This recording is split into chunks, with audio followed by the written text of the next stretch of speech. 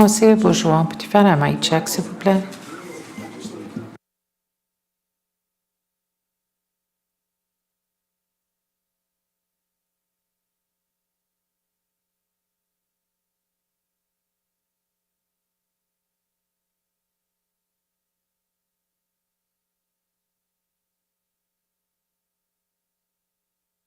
Allez-y. Oui, je vous entends.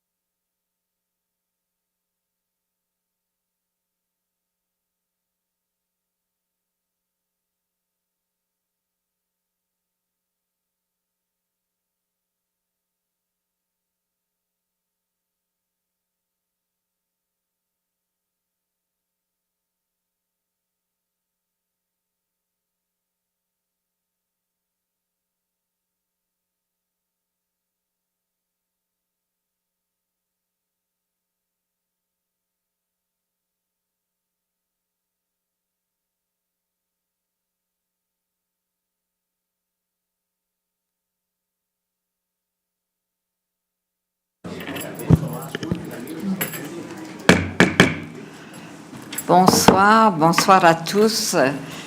Bienvenue à notre toute dernière réunion publique avant Noël. Donc, so welcome everyone. This is our last public meeting before Christmas. So, Madame la Greffière, we have an agenda before us. Your Worship, all public meetings of Moncton City Council are simultaneously translated. Hearing assistant devices are available at the entrance of the council chambers. Members of the public have the right to address City Council in the official language of their choice. Meetings are broadcast in both official languages on the city's YouTube channel, accessible via moncton.ca, and will be aired at 9 p.m. this evening on rogerstv.com.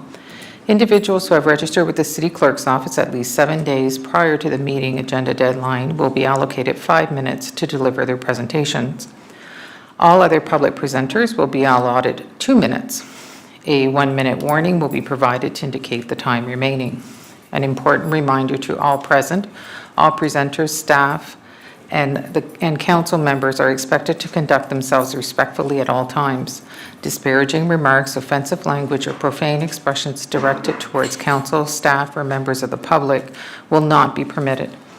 Any breach of this code of conduct may result in the presenter being directed to leave the council chambers at the discretion of the chair. Toutes les séances publiques du Conseil municipal de Moncton sont traduites simultanément.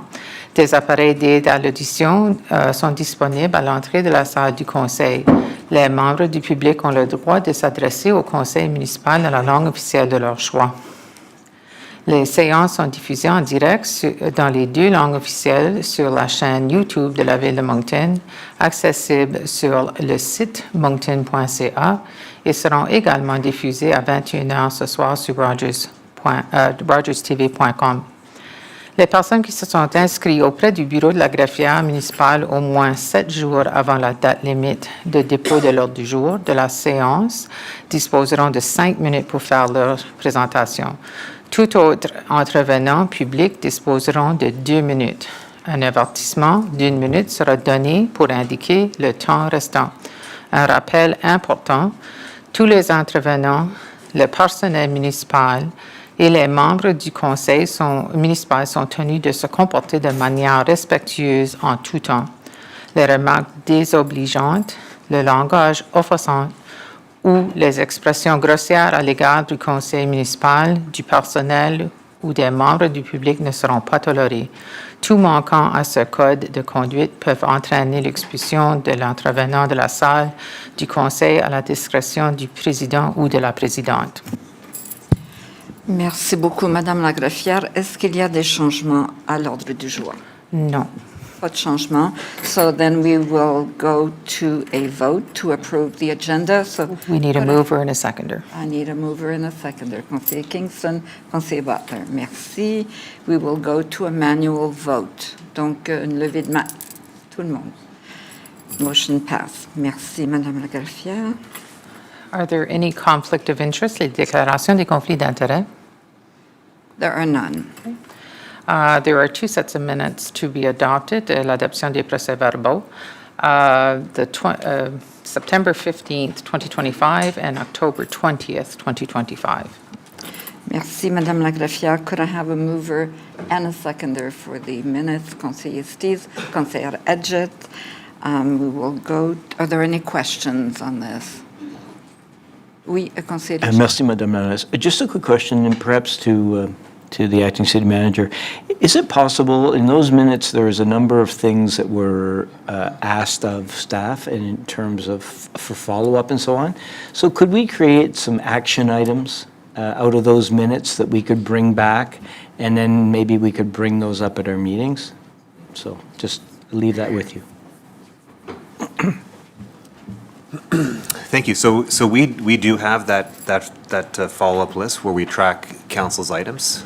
So we can circulate that to Maybe if that council, were and shared, if- yes, that would be Yeah, great. yeah. Okay, because I did notice a number of them in there, and I highlighted them, and I just don't know where they are, so if we could, Council actually does have access to those. They're on Teams. okay, so maybe could you circulate them, and then we can access them after? Thank you. Appreciate it. Thank you. Merci beaucoup. We will go to the vote. So it's a manual vote. Is that correct? Oui, c'est beau. Donc, show of hands. D'accord, merci. Donc, Madame la greffière. Next is public presentations, exposé du public, and we have one public presentation this evening. Presentation Greater Moncton Homeless Steering Committee update, and Andrea Ann is here. If she can go to the mic, and if she could push the button, I'll give her access. Bonsoir, Andrea. Bonsoir. Bonsoir. Good afternoon, everyone.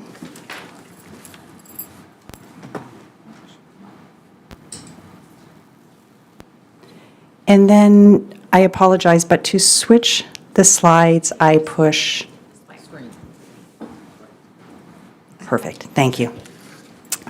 Good afternoon, Your Worship, Deputy Mayor Paulette Theriault and Council. Thank you for the opportunity to come and speak with you on behalf of the Greater Moncton Homeless Steering Committee. During the presentation, I'm going to provide you with some general updates of where we're at since we met with you all in May, where we're at within our strategic plan, and the work that's been done as community, as well as the growth of our community as a whole. What you're seeing in front of you is the 3-year action plan that was presented to you in May. Through the work throughout this past year, from an advocacy, communications, and workforce development lens, we've strengthened our presence in community by increasing awareness of our role. So the role of Greater Moncton Homeless Steering Committee as the Community Advisory Board, which is a key requirement for accessing federal Reaching Home funding. We continue to advocate for a seat at the table because we strongly believe as a committee and individual organizations that collaboration is essential to this complex work that's being done in our community. We're very proud of our new website. I don't know if anyone's had the opportunity to see that. You can visit the website, explore it at www.monctonhomelessness.org. There are lots of great resources, and we welcome any feedback from council as well. We've also reestablished our Facebook presence and added in a LinkedIn channel. So if you are not following us, please do. We've strengthened our membership by bringing in new members. We've also welcomed back past members. So we have a more fulsome discussion at the table. Proud to say that our committee, when we met in November, we had 32 members around the table for that discussion. We are deeply committed to supporting our frontline workers. The frontline workers really are the backbone to this complex work, and they'll continue to be a priority for us moving into 2026. This great group of people that you see in front of you helped support the point-in-time count that occurred in our community on November 19th. Individuals from the Human Development Council who took the lead on collecting this data, Horizon Health through the Selvis Clinic, Youth Impact, Ensemble, John Howard Society, Harvest House, as well as YMCA Reconnect and Social Development all took part in gathering this data. It will be available to us in February of 2026, I have been told, from the Human Development Council. It will be important to note that the information will be looking a bit different from that which was presented to you from last year, as it's not a full enumeration or a full survey.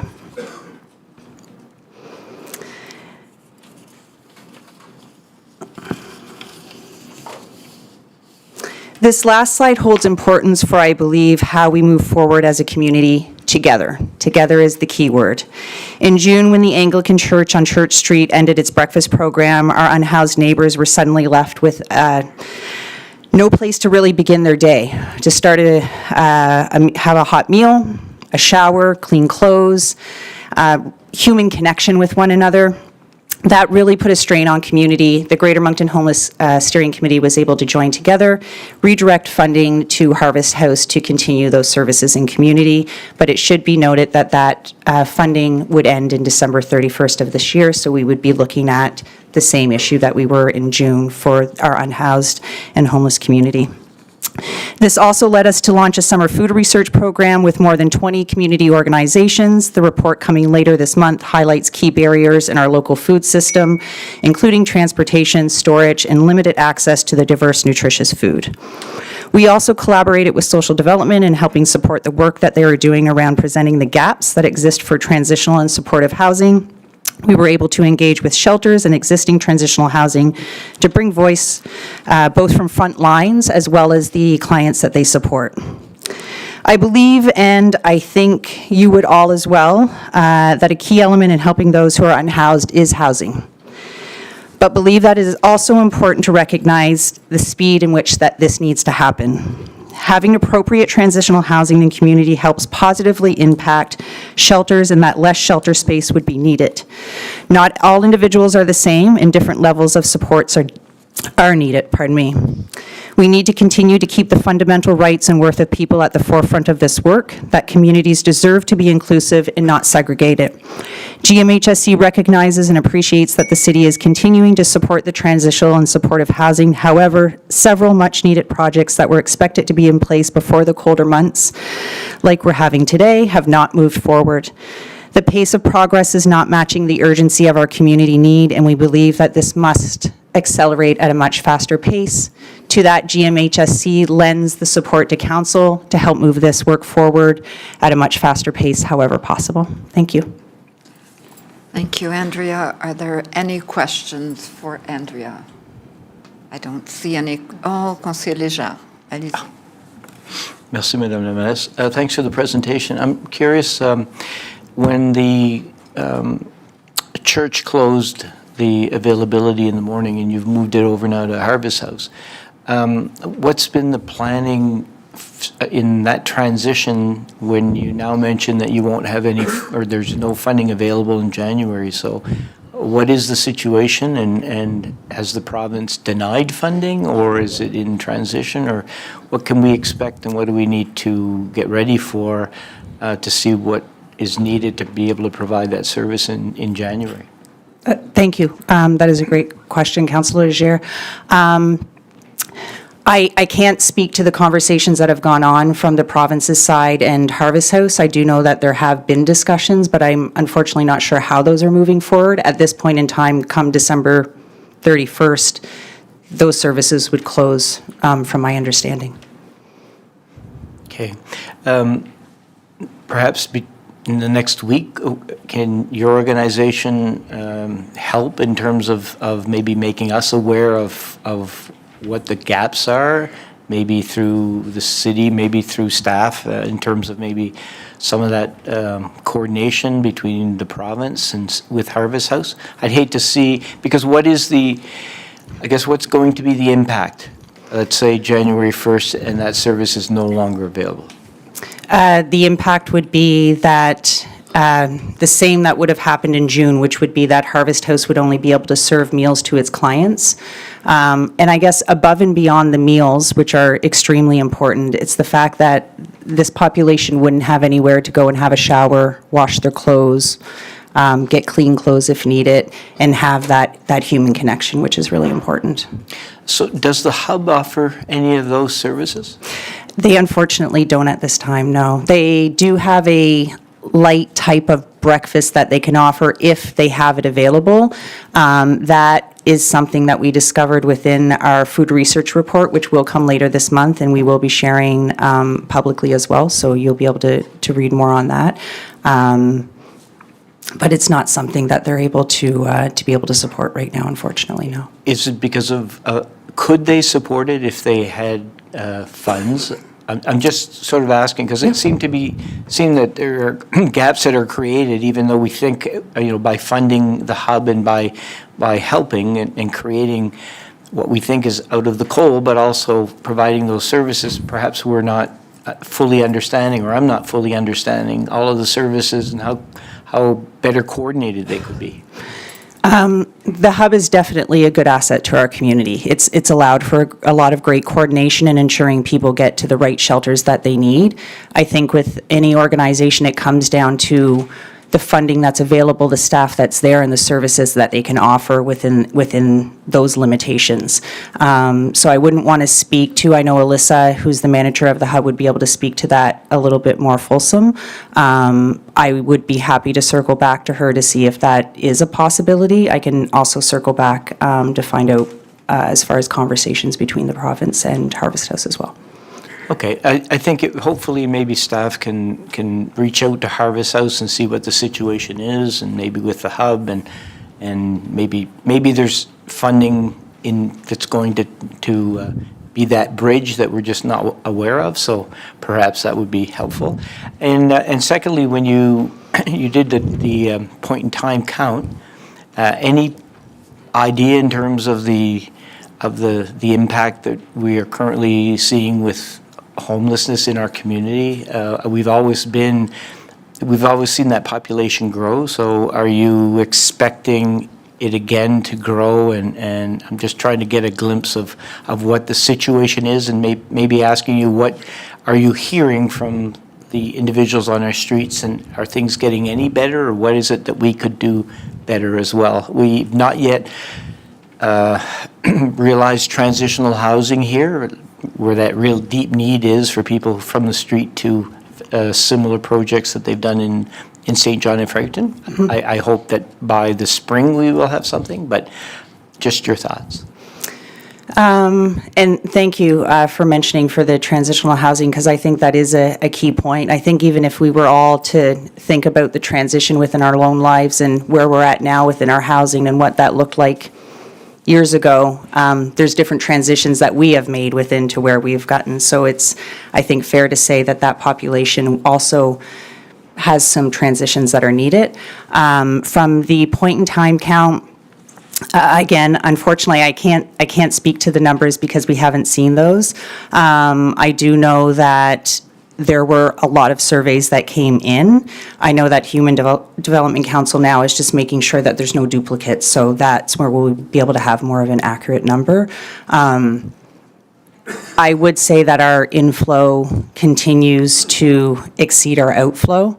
You can see that within the numbers when you look at the Human Development Council. That being said, this past month, we housed quite a few individuals as well, which we should be very proud of as a community, but do strongly believe looking at transitional housing within areas that allow for, as I mentioned before, not segregated communities will be important work for our city to be looking at, to be moving forward in a positive direction. Okay, thank you. Thank you very much. Thank you. Merci, Madame la Maire. Merci, Conseiller Léchard. Conseiller Butler. Thank you, Madam Mayor. Thank you so much for the presentation and the work that you do. It's much appreciated, just not by us, but by the whole community. I guess my issue is that here we are on the last council meeting for 2025, and we find out that on the 29th, things are going to stop being funded, and people are not going to have no place to go eat.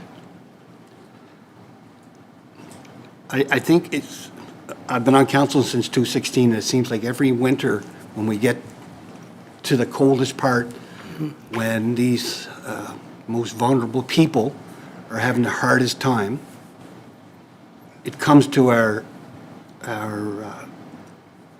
to in front of us that there's an issue. So this being our last meeting for this year, the funds dry out before we get to our next council meeting in January.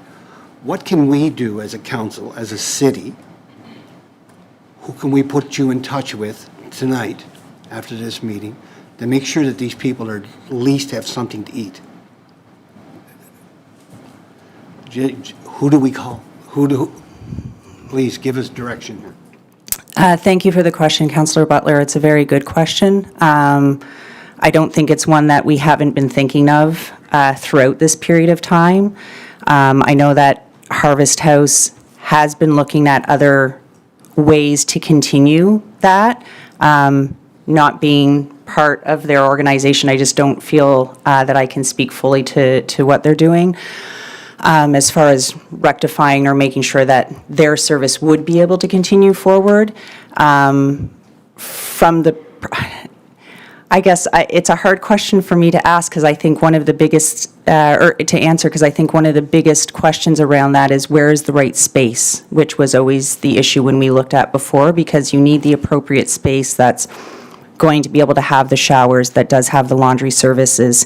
And then the other piece with that is to have the appropriate staff around that, because you can't take staff from other elements of that work that they're doing already into something new. So ideally, it would be looking at an organization that has those services already that could continue to support it, or a new organization, perhaps, as Councillor Legier mentioned, like the Hub, to see if it's something feasible that they could do. But what it really boils down to at the end is it's dollars and cents. It's the funding part to be able to keep that going. I think if Harvest House knew that they had the funding, that it would be an easy win, and they'd say, yes, we'll just continue because we've been doing it since June. But Okay, so I'll ask staff then, is there anybody on staff that could answer that question? Like, where do we go from here? Like, I mean, we could have people getting hungry here, so, you know, who on staff is dealing with this file? Thank you, Councillor. We can certainly have some conversations in and around. I guess this is one of the first few times that we've heard about it of this nature, of this extent. So we've not received any requests directly. But we can certainly make some calls and see what might be possible. But Well, I would appreciate, you know, and you know, it surprised me too to hear this tonight, that everything is shutting down on the 29th. I realize it's a provincial issue, but there are citizens, and we have to make sure that we do our part to help.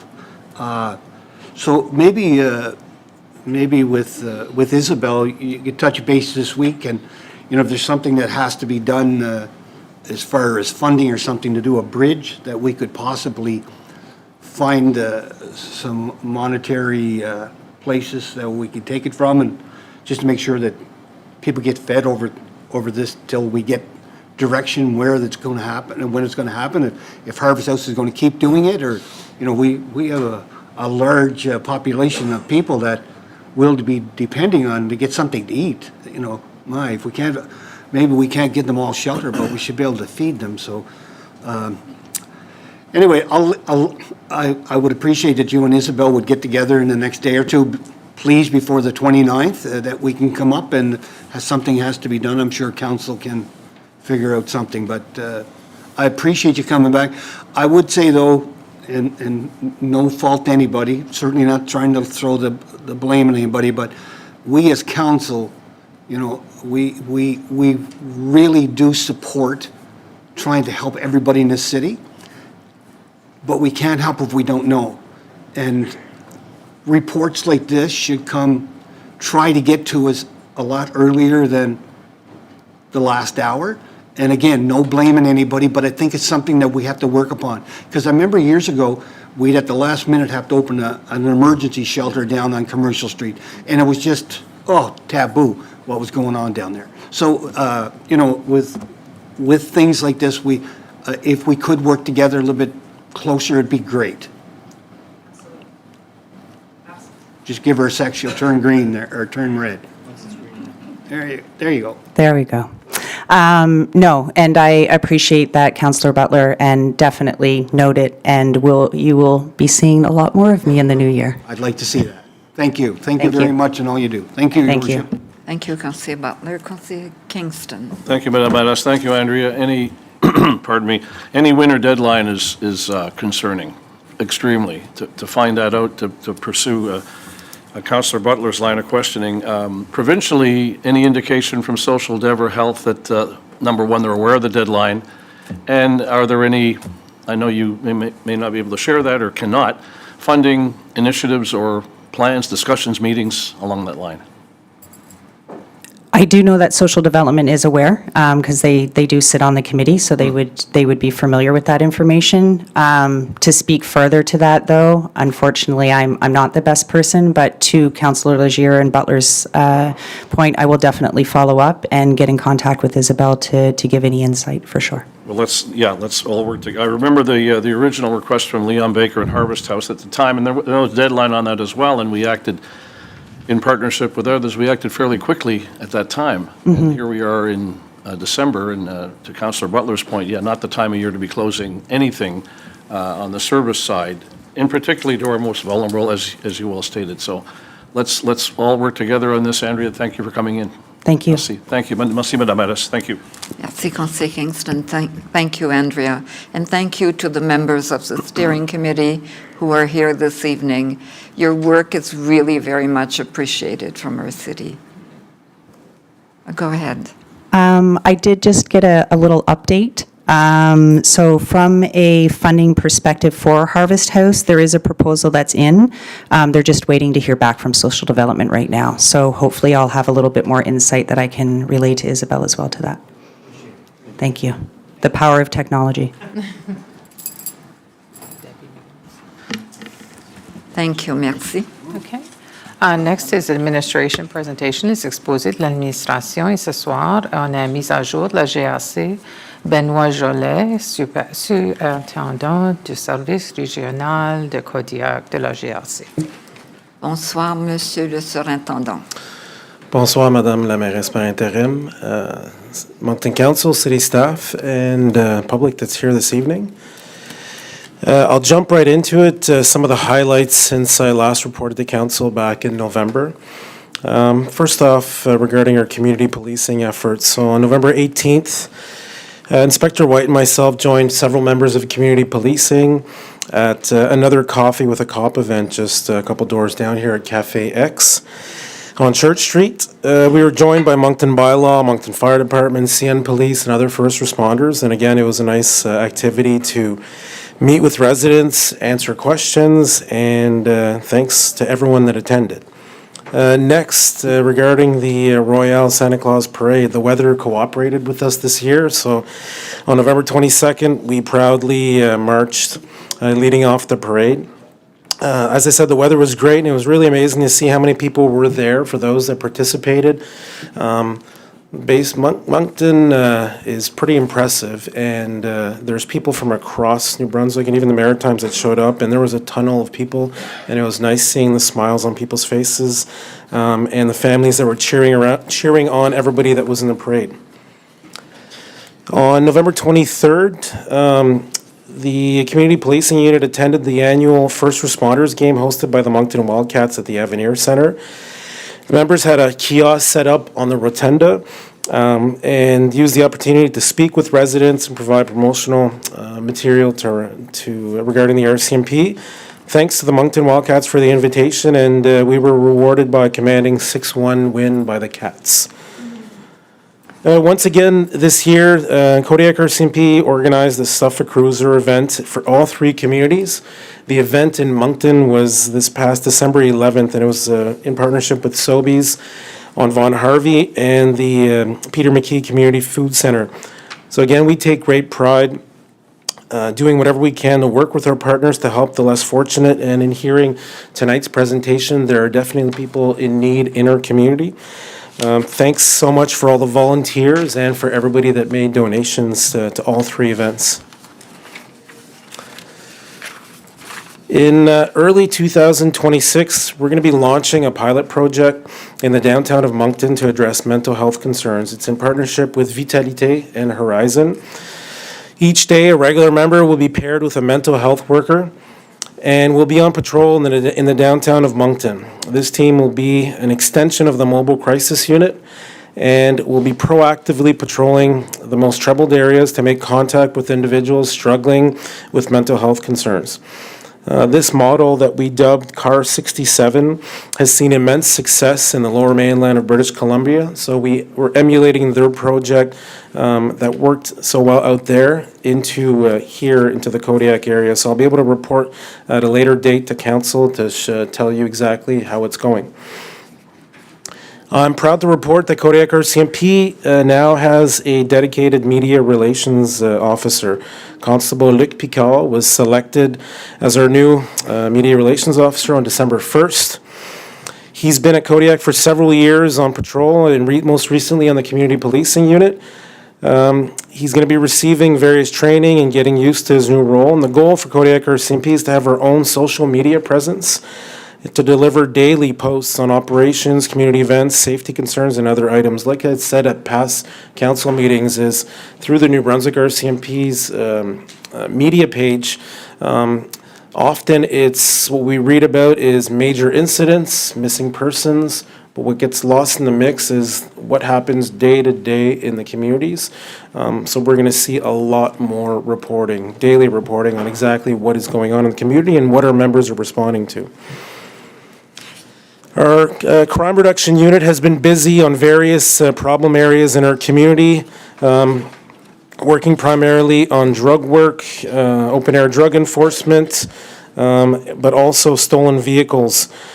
Just one example here, on November 19th, our team was targeting individuals that were causing the most harm in our community and located a stolen vehicle on Mountain Road. Once the driver stopped his vehicle, our team was able to take him into custody and recover that stolen vehicle. The male also had an outstanding warrant and also failed an impaired driving test once back at the office. So that male faces various charges. And later on, members located another vehicle in town which was heavily damaged. Members conducted a traffic stop and discovered the vehicle had been stolen out of Nova Scotia. Both suspects, a male and a female, were taken into custody and are facing various charges. Just one recent event from last week. So back on November 29th, a concerned citizen contacted our team and indicated that an individual in the Moncton area was posting videos with various firearms through Snapchat. Our members began an investigation and using various techniques were able to identify the suspect having an address here in Moncton.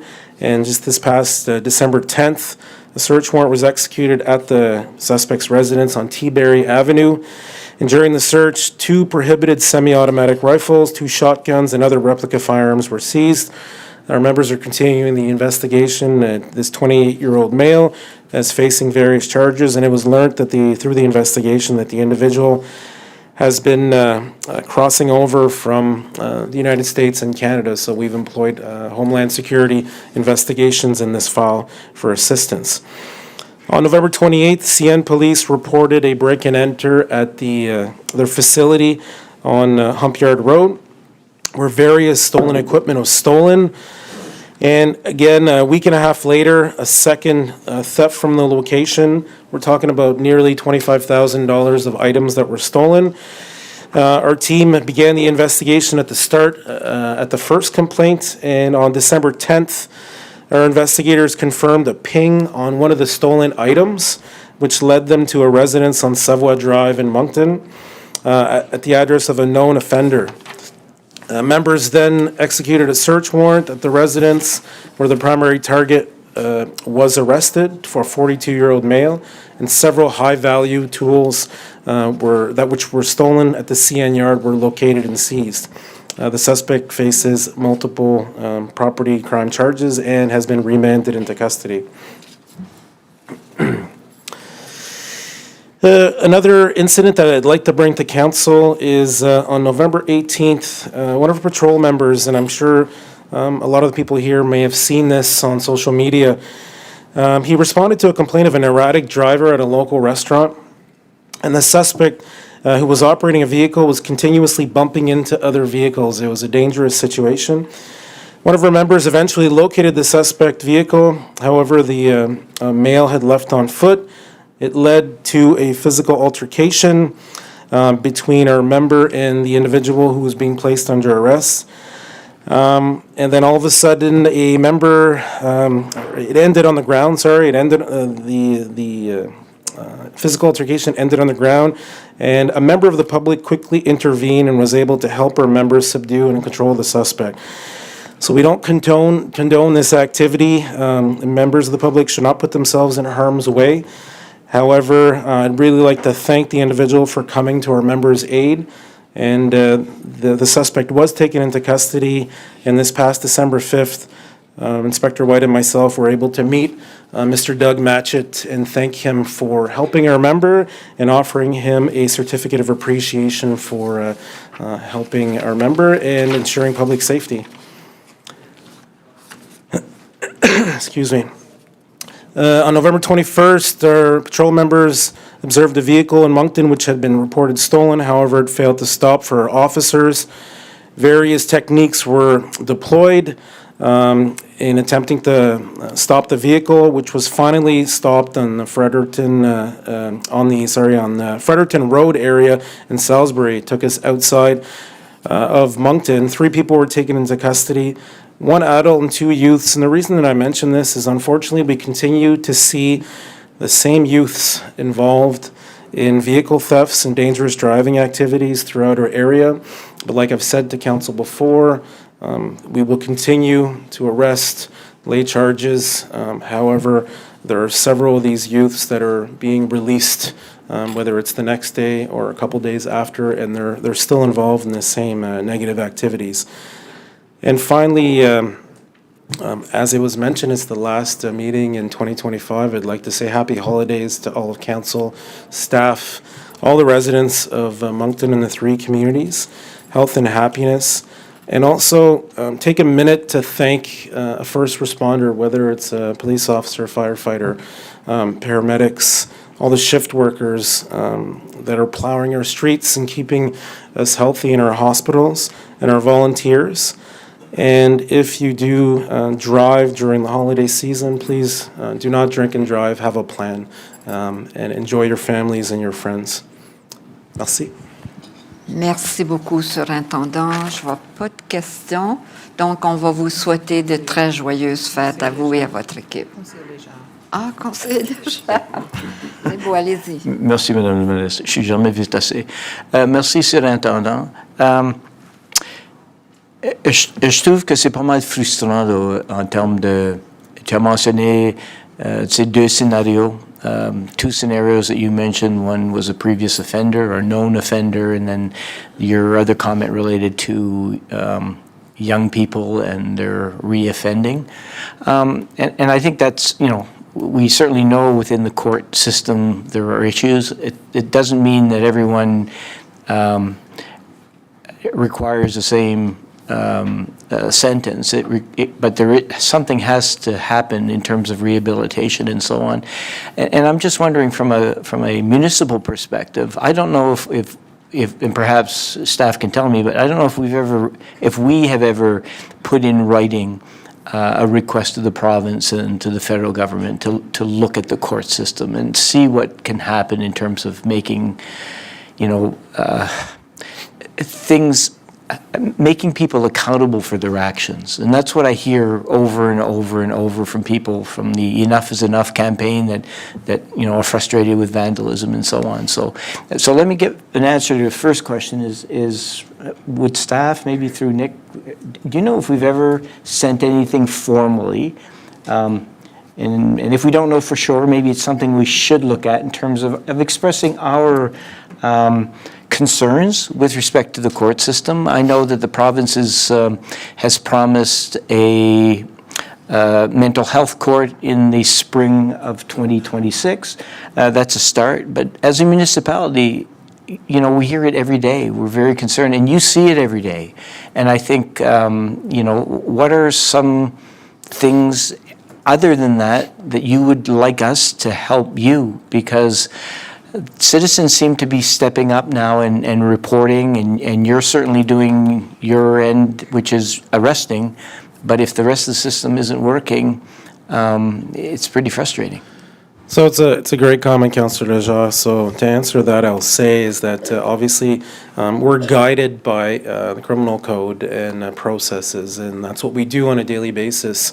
However, as elected officials who represent the community and the residents that elected you to these positions, I would suggest or encourage that the City of Moncton think about it, have a discussion, and see what can be done, whether it's a request, a call to action, or whatever. But like you mentioned, the individuals from Enough is Enough for other organizations, it's people that care about their community, so they're stepping up and talking about it. And I know that each councillor and each staff member at the City of Moncton cares about their community. So if there's anything that can be done, we would strongly encourage that. And writing a letter sometimes can have a powerful response. So maybe to staff, we should look at that, and if we haven't done it, I would encourage that we do, and also that we also encourage the Municipalities Association. Like, we need to get behind this and see what we can do in terms of making some progress, because we hear the same things over and over, and we're not helping youth who reoffend if we don't have options to give youth hope. I'm sure they're not just doing those things because they want to do them necessarily. Perhaps they want to do them, but they probably don't have an alternative, and it's the alternative that we need, and we need to be able to do a better job. And again, I thank you for your service and your members. I can see where it's very frustrating, though. And so let's see what we can do, perhaps take a different approach. Yes, thank you. We can certainly take that as a follow-up item, and we'll review correspondence that has been sent, because I know we've definitely sent correspondence on various topics. I'm not sure if it's ever been kind of pulled together into one. And I think involving the Union of Municipalities of New Brunswick is also a good idea. So Okay, we'll do that. all right. Thank you. Merci. See? Et Conseiller Crossman. Thank you, Your Worship. Superintendent, thanks for the presentation. I've got one quick comment with regards to the data that you share on the CRPA site, showing the Cannabis Act, all the violations, and so on and so forth. Is there some way that we can get a better understanding on the division between mental health calls, addiction calls, and crime calls? It's not on there. There's no way that I, as a city councillor, or anybody out in the general public can distinguish the difference between how many calls are for service you're getting for mental health or addiction versus actual crime calls. So is there some way that, and I see these are all crime, don't get me wrong, but I'm trying to distinguish the two, because it was talked about here this evening that, you know, it's a different level of government that takes care of mental health and addictions and things along this line. And our responsibility as a council to the residents is to address crime.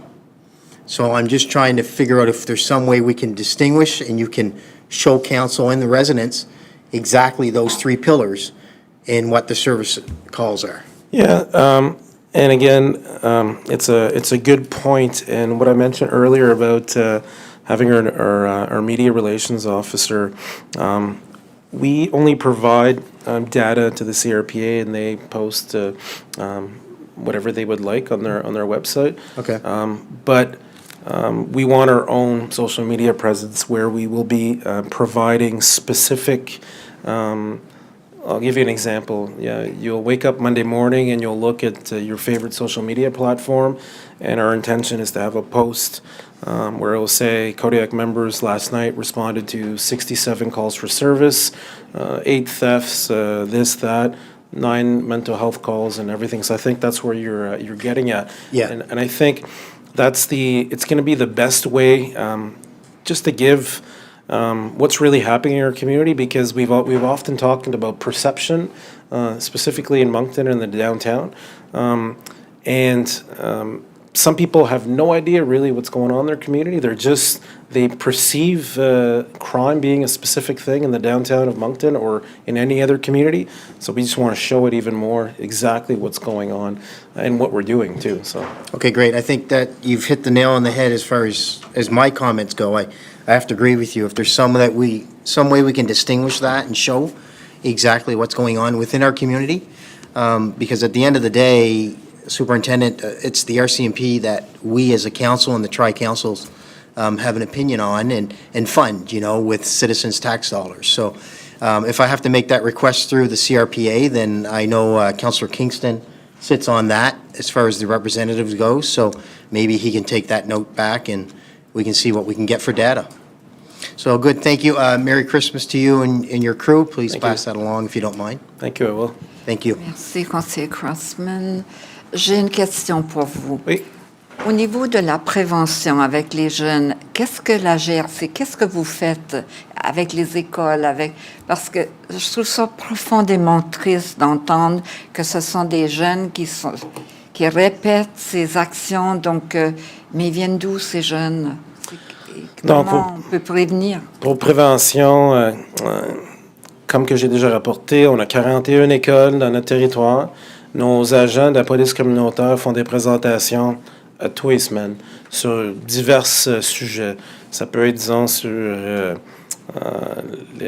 taxage, l'utilisation des téléphones, la cybersécurité. On parle de la consommation de drogue et plein d'autres sujets. Donc, ça, c'est juste un outil, mais on utilise aussi, disons, les communications pour faire des communiqués. Mais c'est difficile parce que quand on parle, disons, des jeunes qui font ces gestes, c'est tellement un petit groupe. C'est tout le temps les mêmes 10, 12 jeunes. On les connaît très bien. On a eu des communications avec, disons, les parents ou leur famille. Souvent, malheureusement, c'est des jeunes qui viennent des familles à problème. Mais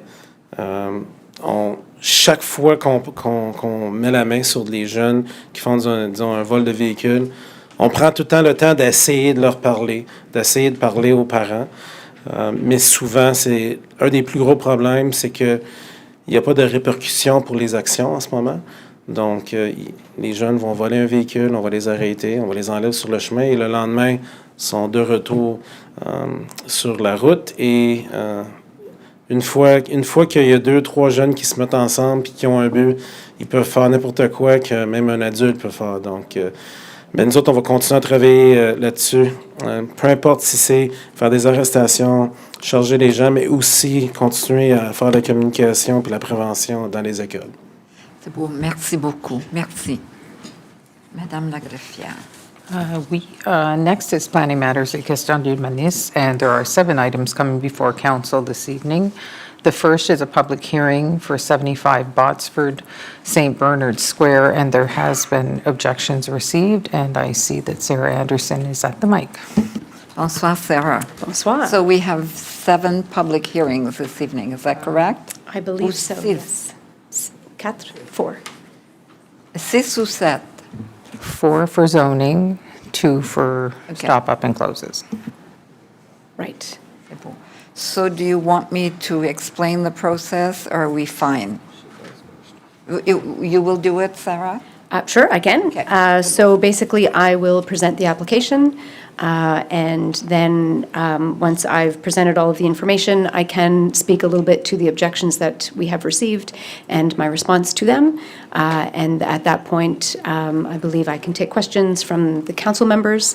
Once that is complete, then the floor is open for the members of the public who can come up and speak for or against the application. And members of council can ask them questions at that time as well. Thank you. Okay. All right. So this is an application to amend previously approved plans for the development of lands located at Botsford Street, Victoria Street, and Wesley Street. The revised plans accommodate a 6-story mixed-use building with 98 residential units, commercial units on the ground floor, and 103 parking stalls. So the subject site is located in the downtown, and this is in Ward 1. The site is surrounded by a mix of land uses, including some commercial, restaurants, some multiple unit dwellings, some surface parking lots, and a large church to the south. The surrounding zones are also mixed. We've got some UR, or urban residential, that's the light blue in the image on the right. You've got some SBD, or secondary business district, and that's to the north. And you've got some CBD, central business district, and that is further to the south. Several of the surrounding buildings are also designated heritage properties. In terms of the broader context, the site is located at the edge of the traditional urban core. Being only 1 block north of City Hall, it benefits from very close proximity to amenities, transit, and employment areas on Main Street and the surrounding downtown area.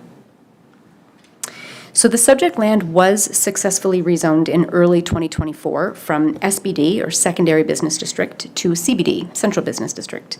This was to accommodate the construction of an 18-story mixed-use building with 181 residential units, commercial uses at grade, and 136 parking stalls in underground and interior parking. The image on the right is the currently approved 18-story building. So over the last 2 years, the developer has worked with architects, engineers, and its financial partners on the building and its design, and it was determined that an 18-story building in this location would not be feasible.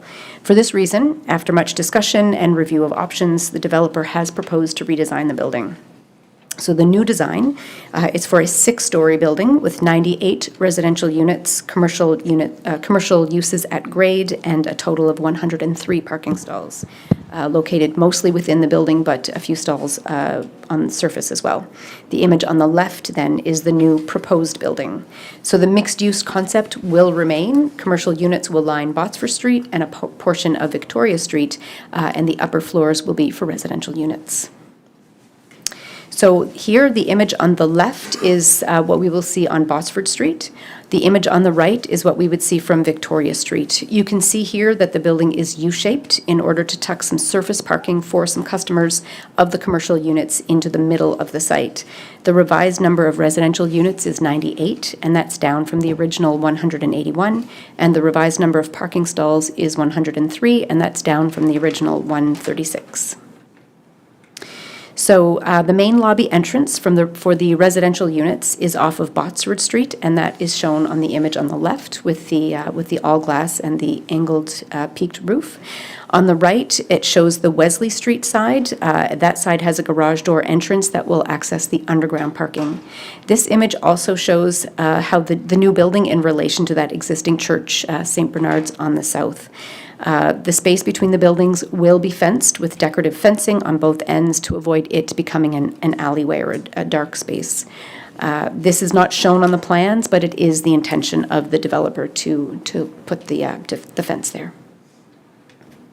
Here we see 2 more images showing the context of the surrounding building in relation to the heritage building to the south, St. Bernard's Church. The image on the bottom is the currently approved 18-story building. On the top, we see the new proposed design. So the landowner has designed the building to be mindful of the heritage features of the church to the south, rather than block them. The upper floors of the building will step back sufficiently on that western side, the Botsford Street side, to leave space for the church to remain visible as you come down Botsford Street. Additionally, using clear deck railings for the upper decks ensures that you can still see the stained glass windows and the architectural features of the church as you come down Botsford Street.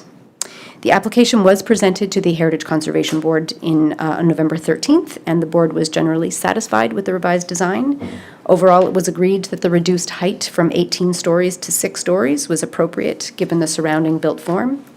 The step back on that western side, combined with the clear deck railings, were seen as a strong effort to ensure the heritage features of the church to the south were able to remain visible along the streetscape, and the arches facing Botsford Street were noted as a highlight of the design, creating a unique facade on that busy corridor. So ultimately, the site is located on a major collector street that not only brings people in by vehicle from Wheeler Boulevard, but it also provides a vital pedestrian link between St. George and Main Street. The proposed new design for the building reflects the surrounding heritage context, with the roofline over the atrium, over the residential lobby, which mimics the roofline of the church to the south. The use of the red brick, it respects the special architectural features of the heritage properties in the surrounding area. Reducing the height of the building from 18 stories to 6 will not negatively impact the surrounding neighborhood. Rather, it does help to integrate the development more into the neighborhood. The development does still provide a mix of uses, with commercial on the main floor and residential above, providing an urban destination along this very important corridor. So with that, in terms of a recommendation, it was presented to the Planning Advisory Committee, and they did recommend that Moncton City Council approve the proposed zoning bylaw amendment, and if approved, should be subject to a resolution with a number of conditions that are outlined in the report. I also wanted to mention that we did receive some feedback from the public. We did receive 2 letters of objection that were submitted. They were part of the package that was sent to all of council. I can go over each objection now, as well as a response to them, but I do believe that at least one of them are here this evening and would likely like to speak to their objection. So the first letter of objection noted that the proposed reduction of, the first letter objected to the proposed reduction of the height of the building. It was noted that limiting the project to 6 stories underutilized this valuable location, and that maintaining the original height would ensure sufficient density and vitality to meet high demand for housing, commerce, and public and active transportation. So in terms of the response, the proposed development does still maintain a higher density of residential units while also providing for some commercial units at grade. Both of these components ensures the desirable vitality for an urban streetscape, and it does support active and public transportation systems. When looking at the context of the surrounding built form, a 6-story building will be one of the tallest buildings in the area, and given the amount of heritage buildings in the direct vicinity, the revised proposed height will help the building integrate into the neighborhood rather than tower above the neighborhood.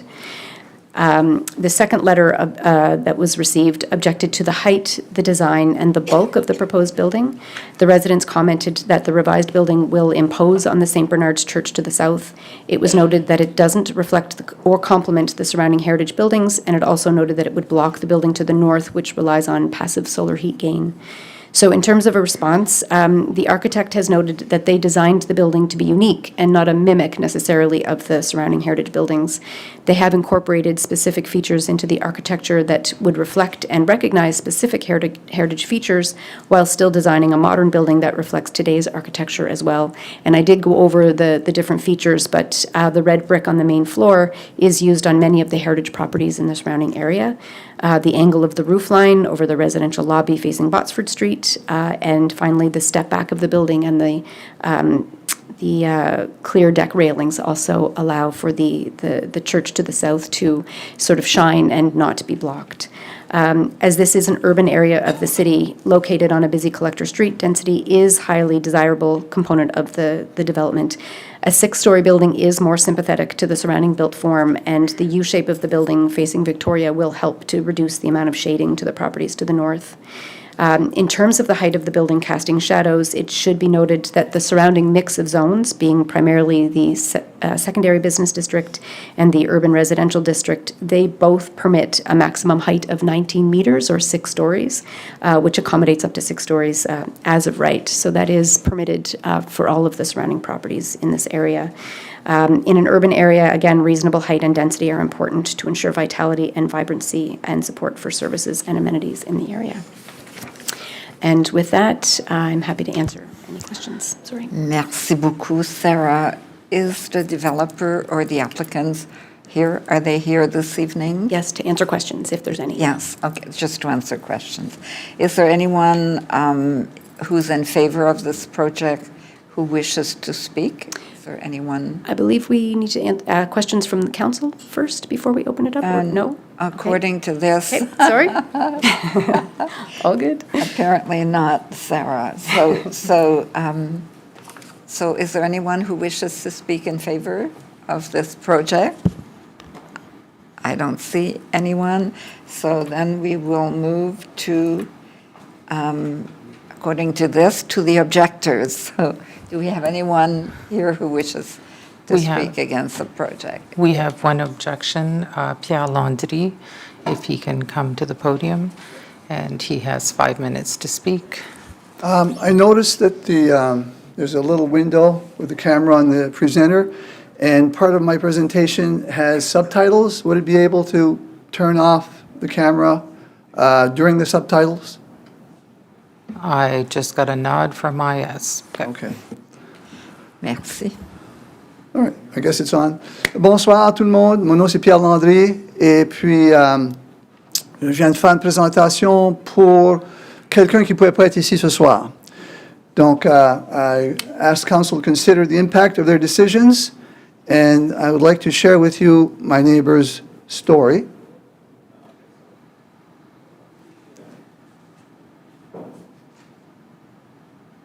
Okay, oh, can you play it for me? Bon, mon nom c'est Pierre Landry, puis je suis avec ma voisine et elle va vous se présenter puis elle va raconter son histoire. Oui, bonjour, mon nom c'est Francine Saint-Onge, puis je veux vous raconter le changement de ma vie qui se passe dernièrement. Monsieur Landry, je m'excuse, mais il n'y a pas de son. Oui, c'est Donc, pour ça qu'il y a le sous-titre, parce que Ah, j'ai- vous avez mis les sous-titres. Oui, oui. Ah, c'est bon, merci. Merci. Notre point d'achat. Et puis, l'an passé, on s'est logé un grand patio parce qu'on aime être dehors, puis on aime le soleil. Et là, une semaine après que le patio a été logé, on a appris, on nous a avisé qu'il y allait avoir un building qui allait se loger à côté de notre maison, qui était logé par Rising Tide. Je n'avais aucune idée qui était Rising Tide, mais j'ai su l'histoire. Et puis, finalement, il n'y a pas personne qui m'a jamais avisé. On pense qu'on aurait dû être avisé de loger une très grosse bâtisse qui remplit tout le terrain à côté. Avant, il y avait une maison à 2 étages, mais ça a été détruit. Et nous, on pensait qu'il y avait peut-être logé une autre maison, mais pas un building à 3 étages, je sais pas.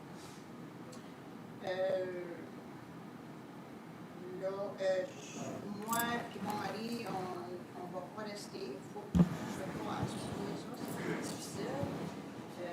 Mais je voudrais vraiment essayer d'aider d'autres gens qui sont pris avec cette situation-là. Comment ça vous a affecté?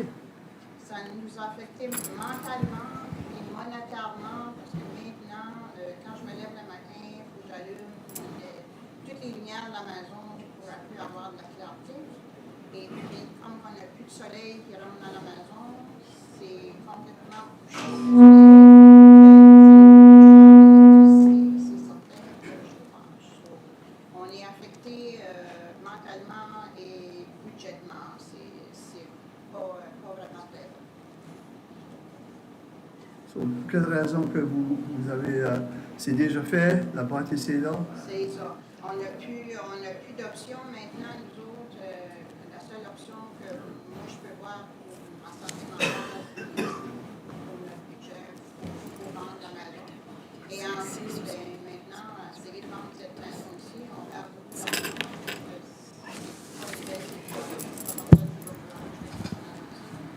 Au prix que ça vaut pour la descente.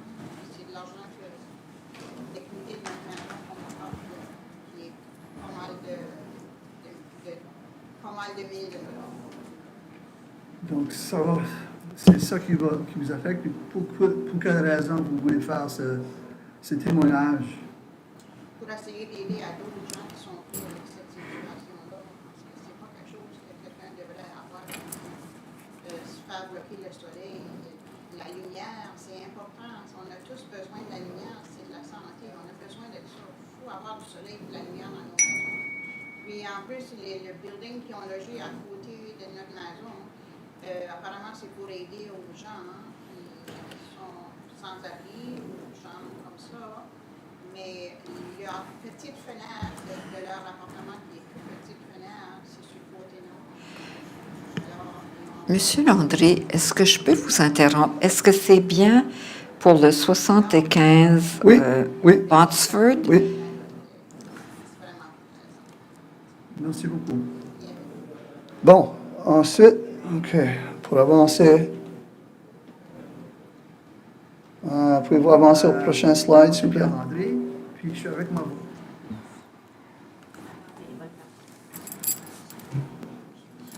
Bon, si vous regardez l'image ici, vous allez voir, ça c'est la vue de la maison. Vous pouvez voir son patio et la grosse immeuble qui bloque complètement ce côté-là. Ça c'est sa maison, la maison qu'ils ont mis à côté.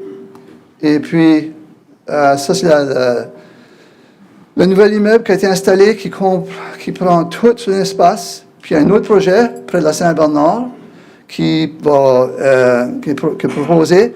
Et c'est ça, l'immeuble, c'est un LEED building. Le LEED building, il y a quelqu'un qui a dépensé beaucoup d'argent pour avoir la désignation LEED sur les catégories comme l'énergie, l'environnement et la qualité. Et puis, ils ont reçu ça. Donc, on ne peut pas changer ça, la situation pour la dame que je vous ai montrée, mais avec la bâtisse sur la Botsford, il faudrait garder en tête ce qu'il pourrait perdre au niveau de l'énergie qu'il devrait dépenser plus cher pour se chauffer, s'éclairer, etc. Donc, je me demande s'il y a eu des études de fait, à savoir si le soleil allait quand même continuer à alimenter les appartements sur la Botsford ou sur la Queen. Merci, Monsieur Landry. Merci. Est-ce qu'il y a d'autres personnes qui s'objectent? Sinon, Sarah, could you comment on Monsieur Landry's questions?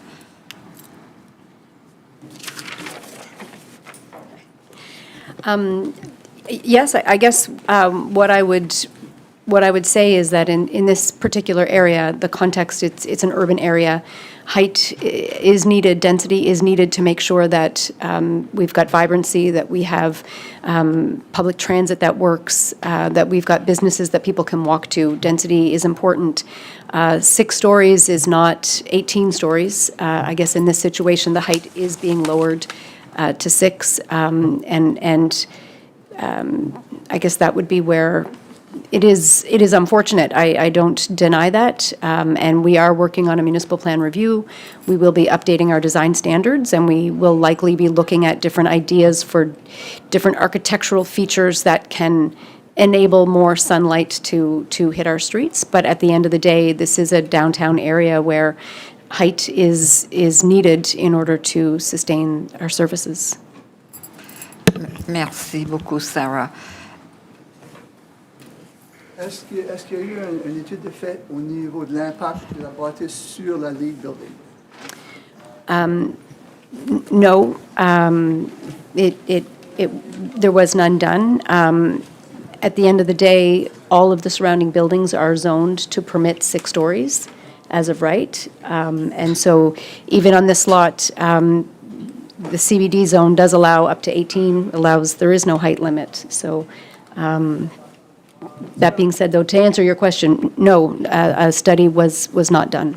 It's kind of a shame. C'est bon, merci. Est-ce qu'il y a d'autres personnes qui s'objectent au projet? Sinon, est-ce que le développeur veut aussi prendre la parole par rapport au... Non? Ça... Pas tout de suite? C'est beau, OK. Donc, maintenant, les membres du conseil. Est-ce que vous avez des questions? Je vois pas de questions. Oh, conseiller Bourgeois, excusez-moi. Allez-y, conseiller Bourgeois. Merci, Madame la maire. Merci, Sarah. Merci, Monsieur Landry.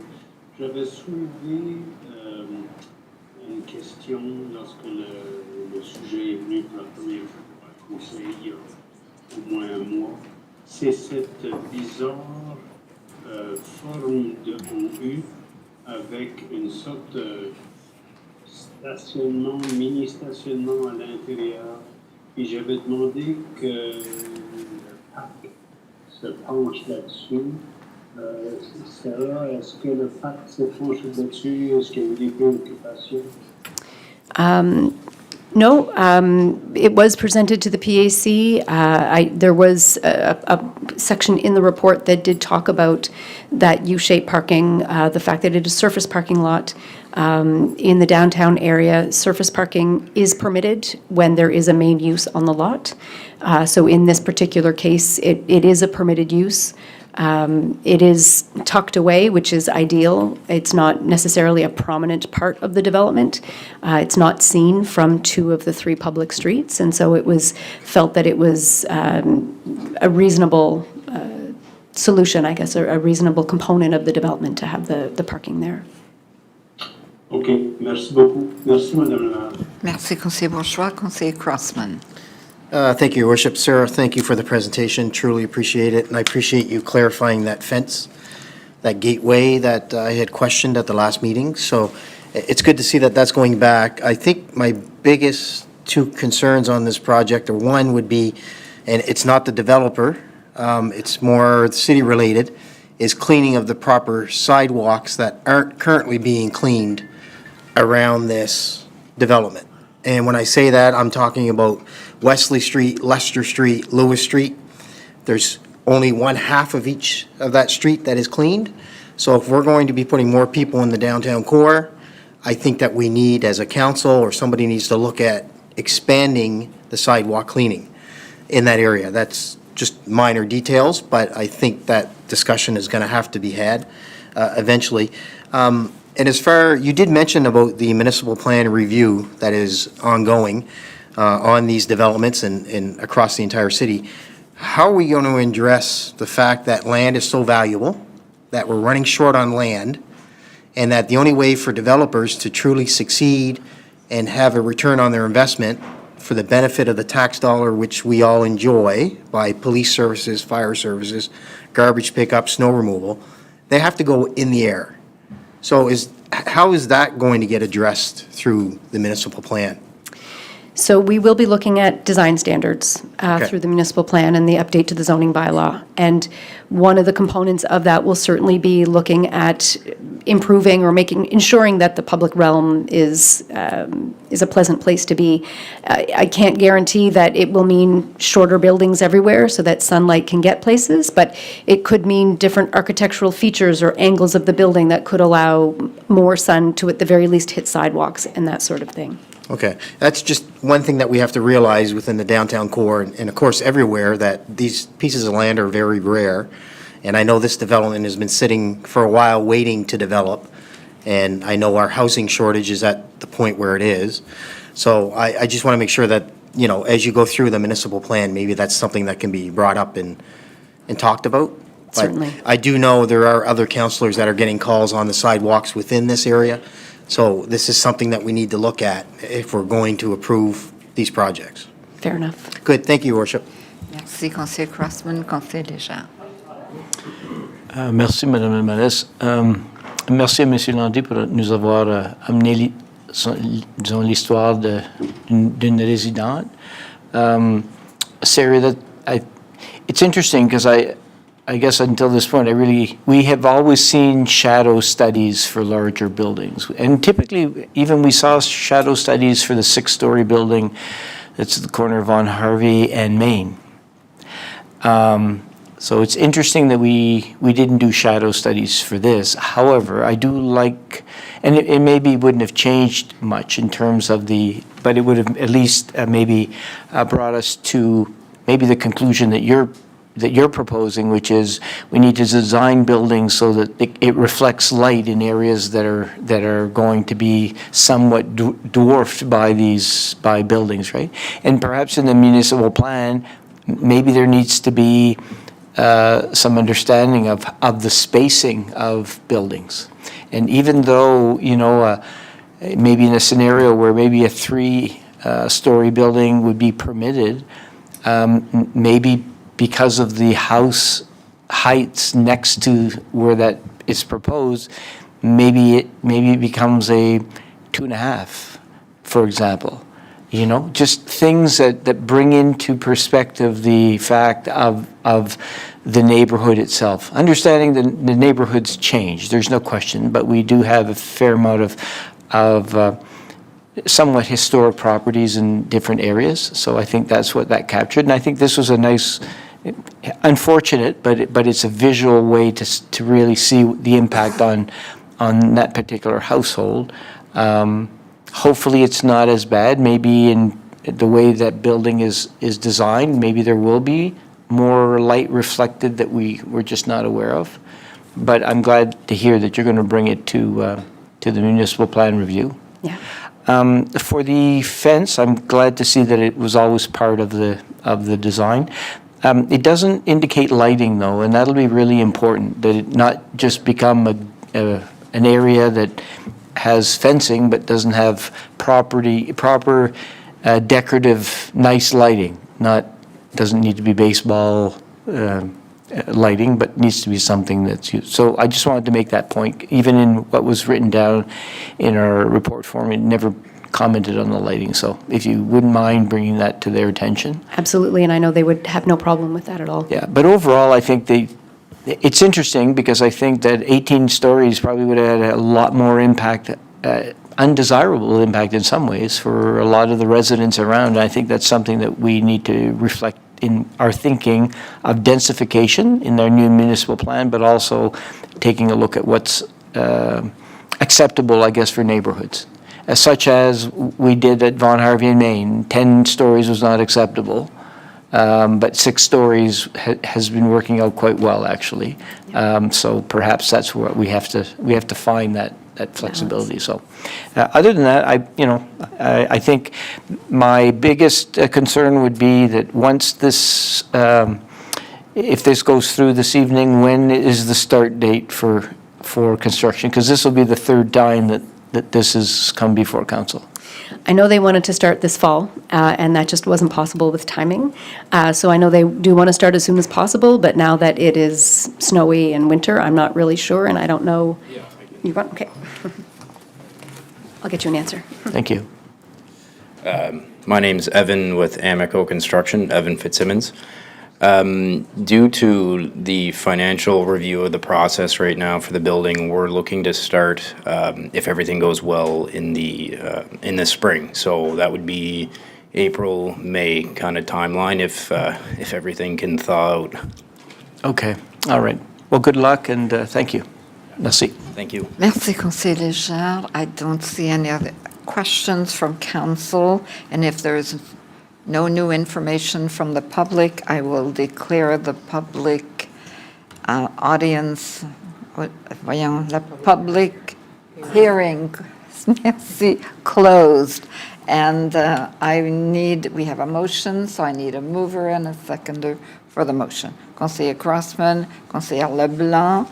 Donc, any questions from council on the motion? No? No, pas de questions. So we will go to a vote, which is electronic.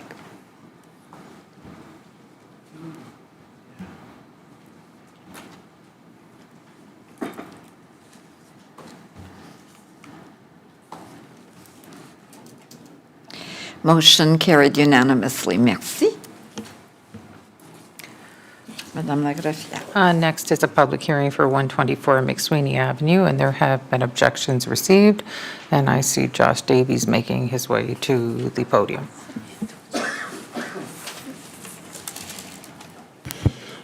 Good evening. Bonsoir, Josh. Bonsoir. So yes, as mentioned, this is the public hearing for a rezoning application that was brought forward to council a few weeks back at 124 McSweeney. So the application is to rezone this property from the existing R2 zone, being 2-unit residential, to R3, the multiple unit dwelling zone. And this application is required in order to accommodate a 2 stories plus basement development that totals 6 residential units on the lot, and the applicant is Eric Landry. The property is located in Ward 4, north of Mountain Road, in close proximity to the Moncton City Hospital. So looking at the current situation on the property, the lot is currently vacant, is relatively large for a R2 size lot, over 700 square meters in size. And looking at the current zoning, you'll see a mix of zones with smaller type residential apartments similar to the one that is proposed tonight, existing within that neighborhood today, in addition to a combination of single units, duplexes, and other housing typologies in and around the Moncton City Hospital. So the proposed zoning, as you'll see further on the right, is that purple zone being the R3.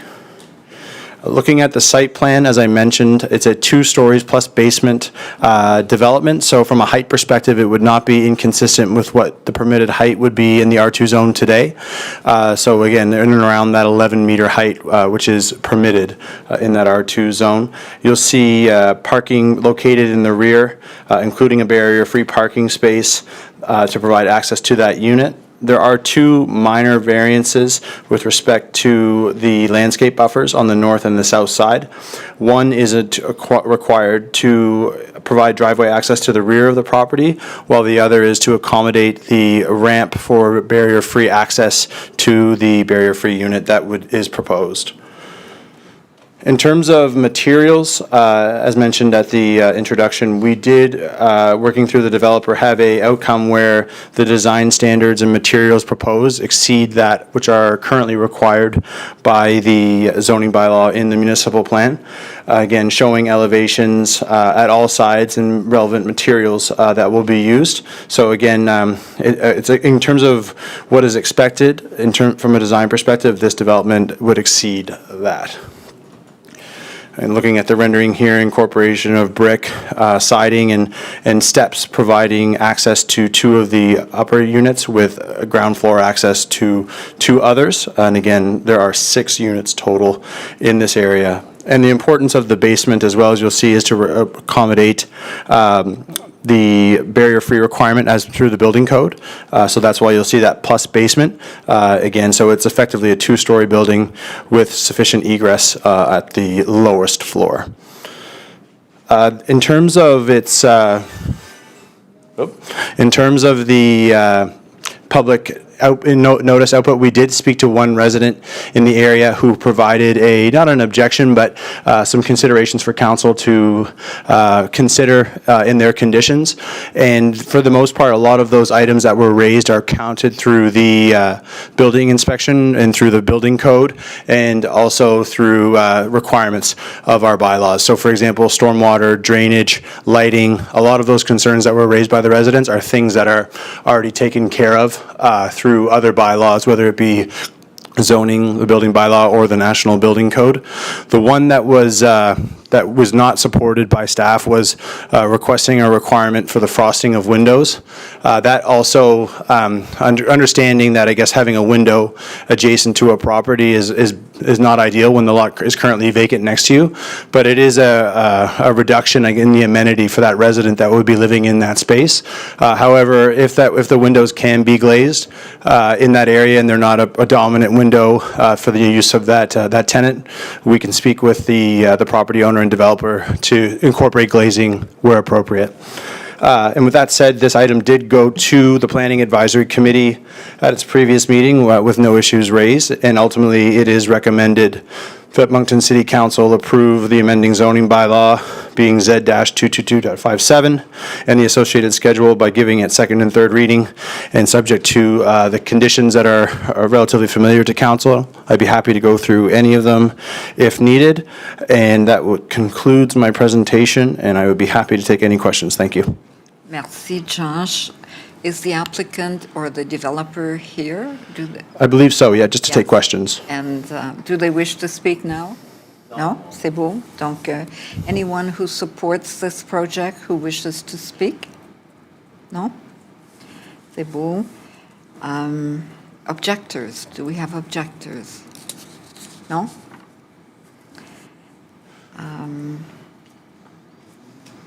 So members of council, it's your turn. Donc, avez-vous des questions? Do you have questions? There are no questions on this. Donc, no one else wants to speak, so I will declare the public hearing closed. So I have a motion. Can I have a, Councillor Richard, you wish to move? Councillor Leggett, second. Are there any questions from council? I don't see any, so we will go to an electronic vote.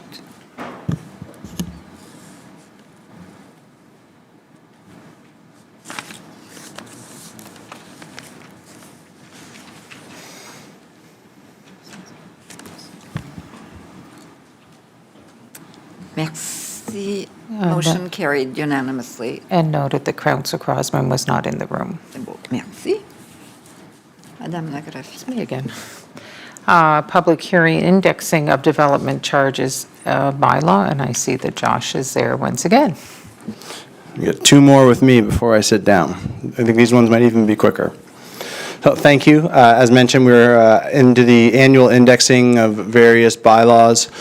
So the first one that we'll be talking about is the development charge bylaw, indexing for 2025. So, and as council is aware, there are several development charge areas located throughout the city that are intended to have growth pay for growth. There are some major infrastructure projects identified within these areas, and effectively what occurs is at the time of development, a landowner will pay the relevant development charges that are applicable for that area. And in terms of the bylaw and making sure that our costs are staying consistent, we do annual indexing as provided by the bylaw, which is set on the building construction price index for Moncton and for the non-residential construction. So as discussed at the intro to council, we had seen really high rates previously to this year. And this year for 2025, as of Q2, we're looking at a 4% increase year over year. So the fees do apply for 2026, but they're only based on what's occurred in 2025. So we're technically always a year behind in the indexing because we've not been able to find a DeLorean to take us ahead in time just yet. But that's the reason why it looks like we're a year behind, is because it's year over year. So from 2024 to 2025, that shows that 4% increase. This went to the Planning Advisory Committee for its written views on November 26th with no issues. This map shows a snapshot of some of the emerging areas in the city that have development charge bylaws applicable to them. And again, it's really a key driver of a lot of our areas with respect to housing in our greenfield and suburban areas. So with that said, the Planning Advisory Committee recommends that Moncton City Council give second and third readings to the bylaw Z-1519.5, being the development charge bylaw. And in terms of next steps, we would go forward through ministerial approval as required by the Community Planning Act. And this concludes my presentation. I'd be happy to take any questions. Thank you. Merci, Josh. Is there anyone from the public who wishes to speak, either objections or proponents? If not, I will go to council. Any questions? We're moving and seconded. Yes, Okay, thank you. c'est beau. Any questions? We will go to the vote. You need to close the public hearing. Oh my God. I have to close the public hearing, so I'm sorry about that. Donc, c'est quoi la prochaine étape? Butler and Kingston. Okay, it's been moved by Councillor Butler and Councillor Kingston, and we will go to the vote. No questions? No. We will go to the vote, which is electronic.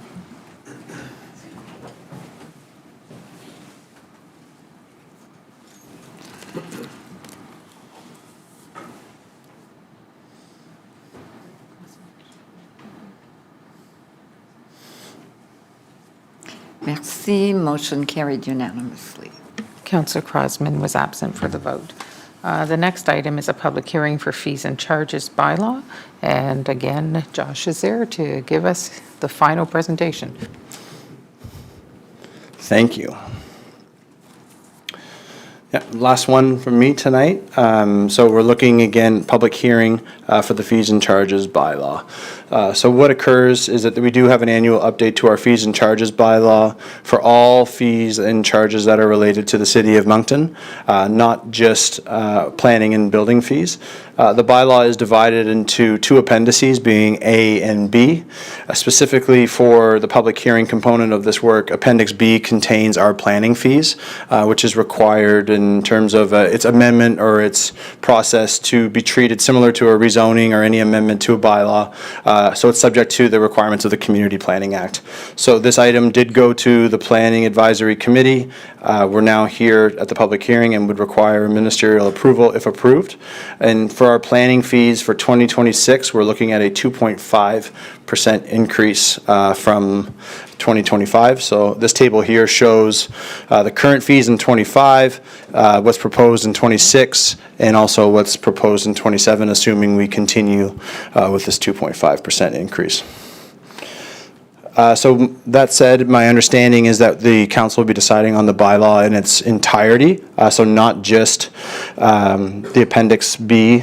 So we're looking at the bylaw in its entirety, so that's why it's broken out into two recommendations. So the first one is that administration recommends that council give second and third readings to bylaw A-1324.3. bylaw respecting fees, rates, and charges provided by the City of Moncton. And secondly, the Planning Advisory Committee recommends that council give second and third reading of said bylaw, specifically in reference to Appendix B, again, a bylaw respecting fees, rates, and charges provided by the City of Moncton. So in terms of next steps, if approved tonight, this will go to the province for ministerial approval and is dated to be effective January 1st of 2026. This concludes my presentation. I'd be happy to take any questions. Thank you. Merci, Josh. Happy this is the last one, right, from you? From me, yeah, I'll be out of here. Yep. Great, okay, Yep. c'est beau. Nothing against you, it's None taken. c'est beau. Donc, are there questions from the public on this? If not, I will declare the public hearing closed, and I will ask for a mover and a seconder for the motion. Donc, conseillère Leblanc, conseiller Légère. Donc, any questions from council? No. Oh, conseiller. Conseiller Richard, allez-y. Merci, Monasterio. You said that you divided these in two recommendations. I guess procedurally that's acceptable. That's We'll be voting for the one. We'll It's be voting for It's one. one recommendation. It's just that it has to be split. It's one bylaw, so. okay. But okay, so just the whole thing. We're doing it in two. We have the two recommendations in one. Two recommendations for one bylaw. The one appendix requires a Community Planning Act process. So you're voting on the one bylaw itself. It's just that it had to be broken out into two recommendations because the planning fees are located in a different piece of legislation. But it would be effectively one vote to decide. Okay. So second and third reading, first reading was this as well. Was done the very same way. But the same way. Yep. Just want to clarify that. Merci. Merci, conseiller Richard. So we will go to the vote, which is electronic.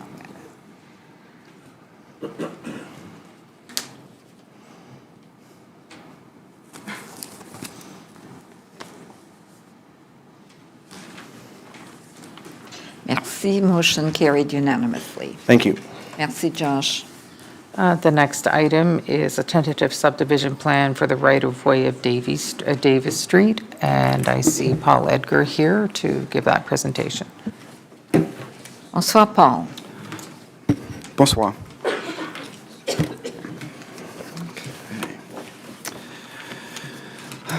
Good evening, Deputy Mayor and members of council. Administration has received an application for the creation of the Harbour Edge Realty Administration Corporation subdivision. The proposed subdivision is located in Ward 4. The subject property, as can be seen outlined in red, is just located north of Wheeler Boulevard, and it's at the end of Leopold F. Belleville Drive, and is part of the area encompassed by the Vision Land Secondary Plan area. The current zoning for the lands are R2, 2-unit dwelling, and P2, open space and conservation. The purpose of the tentative plan is to create 11 lots for future development, 6 future streets, land for public purposes, city land, and 5-meter public utility easements along all the proposed streets. The proposed street right-of-ways are being established now to create a connection points for any future street network. Leopold F. Belleville Drive, the future street portion, will extend from its present endpoint, cross a proposed bridge in the future, and connect with the proposed Louis J. Robichaud future street, the parkway from that right-of-way. Leopold F. Belleville will be built to an urban collector primary standard. It'll have sidewalks on one side and multipurpose trail on the other. The Louis J. Robichaud Parkway, the future street portion that you can see on the plan, will run from Mapleton Road through to Crawley Farm Road. The portion we're creating tonight is just what's dealt with within the Harbour Edge property. It is going to be constructed as a multi-lane road with median and along in the center and sidewalks on both sides of the street. The remaining 4 future streets will provide connections to adjoining lands and will have sidewalks built on at least one side of the street. The developer is donating approximately 8.6 hectares of LFPP. That exceeds the 10% requirement by approximately 5,200 square meters. As well, the city, as part of the Vision Land Secondary Plan, is in the process of acquiring a further 40.16 hectares, 9 hectares. This will create a regional park in the size of 48.724 hectares.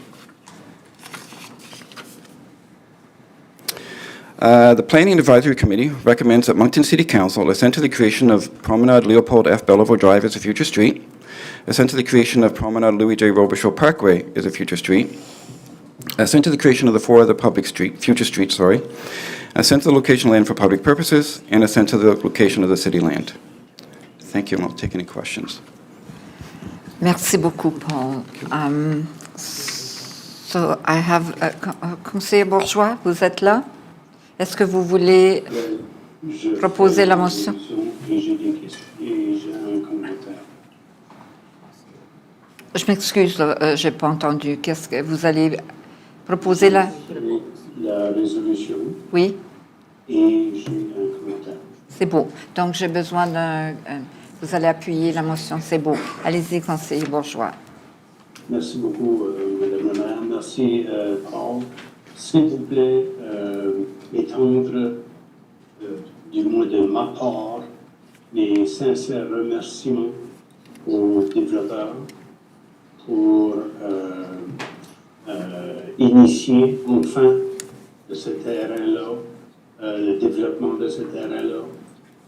Business Land, ça fait depuis 2008 que je suis au conseil qu'on en parle. Et là, maintenant, enfin, on a un gros morceau qui va être développé en plein milieu. Et surtout, félicitations et merci aux développeurs pour avoir consacré autant de terrain pour aménager le parc. Je sais qu'une bonne partie du terrain n'aurait pas été développable de toute façon parce que ça suit un ruisseau, mais il a été au-delà, les développeurs ont été au-delà des attentes. Donc, merci énormément.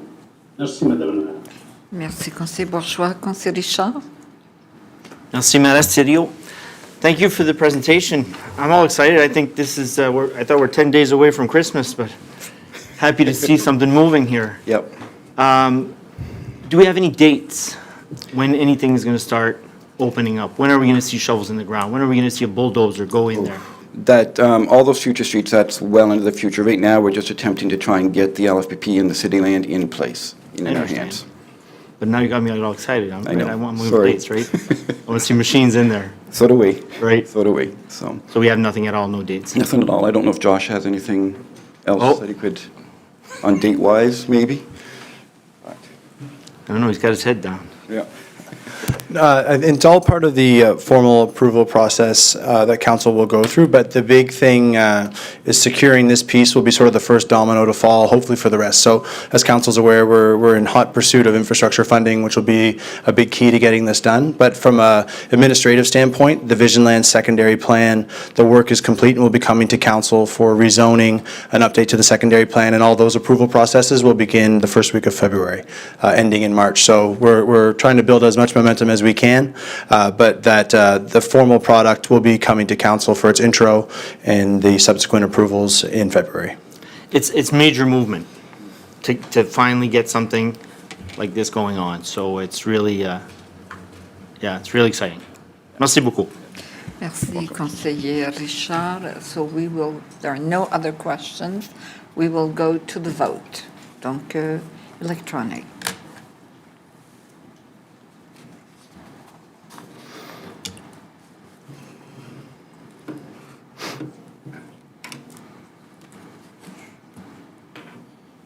Merci, motion carried unanimously.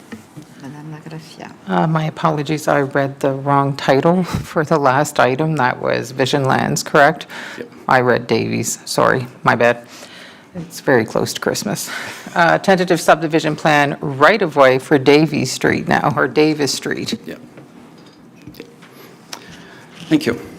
Administration have received an application from Moncton Industrial Development Limited for subdivision. The subject property is located in Ward 1. This map shows the location between Price, Elmwood, and Davis Street, as can be seen outlined in red. The current zoning of the property is R2, two-unit dwelling, and NC Neighborhood Convenience Zone. The intent of the subdivision is to create a portion of Davies Street and consolidate 2 lots for future development. MID has proposed a land exchange with the city to enhance the development potential of that property. This involves exchanging underutilized portion of Lee Drive right away for an equivalent section of Davies Street. The addition of more area to the Davies Street right-of-way creates a right angle to the street, which will assist in the future should the city choose to align the street to Elmwood Drive with a less obtuse angle. The purpose of the tentative plan is to create a portion of Davies Street as public, create Lot 25-1 for building purposes, and to create 5-meter public utility easements along Elmwood Drive and Price Street. The Planning Advisory Committee recommends that Moncton City Council assent to the creation of Davies Street as a public street. Thank you, Paul. Conseiller Crossman, do you wish to move this? You do. Conseiller Kingston seconded. Donc, any questions? Est-ce qu'il y a des questions? Sinon, we will go to the vote, which is electronic again.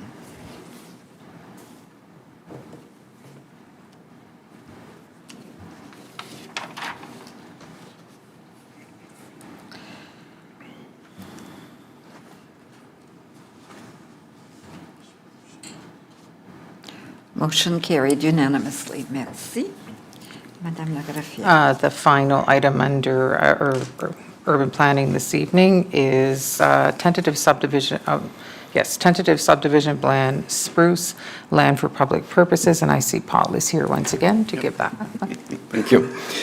Following Council's October 6, 2025 Public Council meeting, the administration proceeded with a subdivision application of PIDs 0074-7741 and 0075-4465 to support affordable housing. The subject property is located in Ward 4. The map here shows the proposed location of the new subdivision. It's within the blocks of currently city-owned lands, bordered by Spruce, Cedar, and Duffy Street. The closest bus route is 165 meters to Mountain Road, and École Saint-Henri is only 210 meters away from the actual subdivision. Current zoning is R2, two-unit dwelling.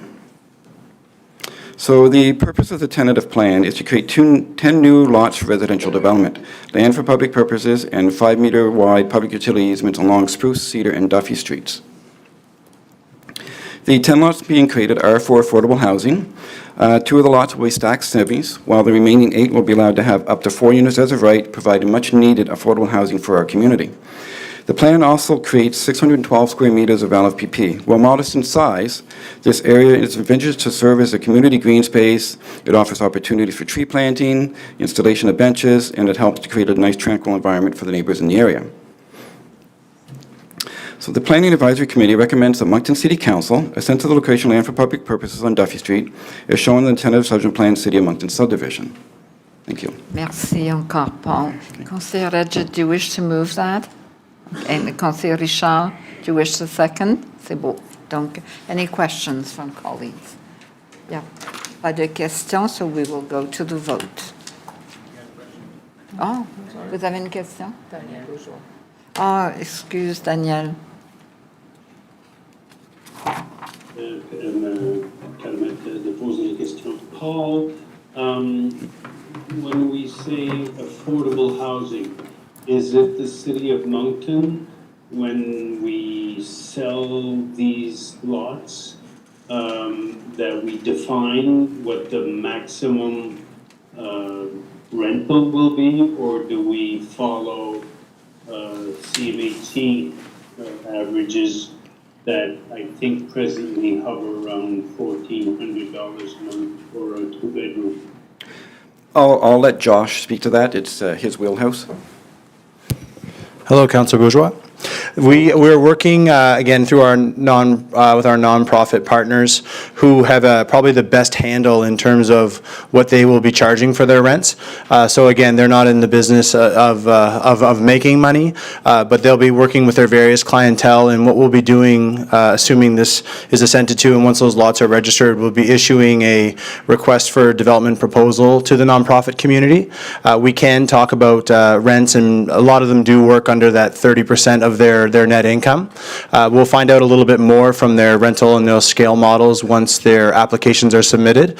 But my approach, or the approach that we have taken for this, is to make sure that it is truly affordable housing and not the rate that we would see through CMHC. So the nonprofits typically do a very good job of determining those rates relevant to their financial models. Okay, so it is not the city who will determine, for instance, a cap of $1,000 for rent. It'll be up to the developer. No, but we can encourage the maximum level of affordability in through the RFP and through any potential scoring that would come back through council prior to its issuance. So we can certainly build the affordability component into the scoring criteria that we will set to those applications once they're submitted. Okay, because it's worth repeating, and I don't want to belabor the point, but when we receive half money from the CMHC or from the province, and they require us to encourage affordable housing, it is based on the CMHC calculations, which is 30%, but 30% of the average salary household, which means mathematically about $1,400. But somebody who makes $1,000 a month, 30% is $300, so very far off from that, so it's not affordable. So I just want to make that clear, because in this particular instance, we have very little control over developers, but in this case, we own the land. We might be able to have specific conditions, but then again, we don't want nobody bidding because they would be losing money then. Thank you very much. Merci, Madame la Maire. Merci, Conseiller Bourgeois. If there are no other questions, we will go to the vote, which is electronic again.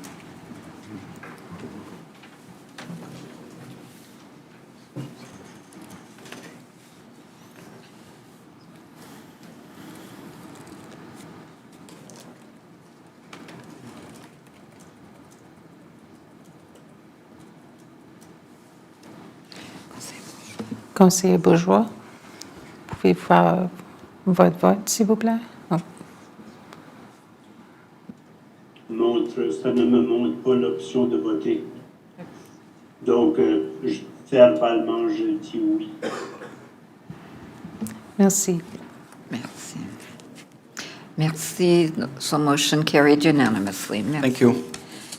The next item is statements by members of council, les exposés des membres du conseil, and I believe that Councillor Kingston has one this evening for sure.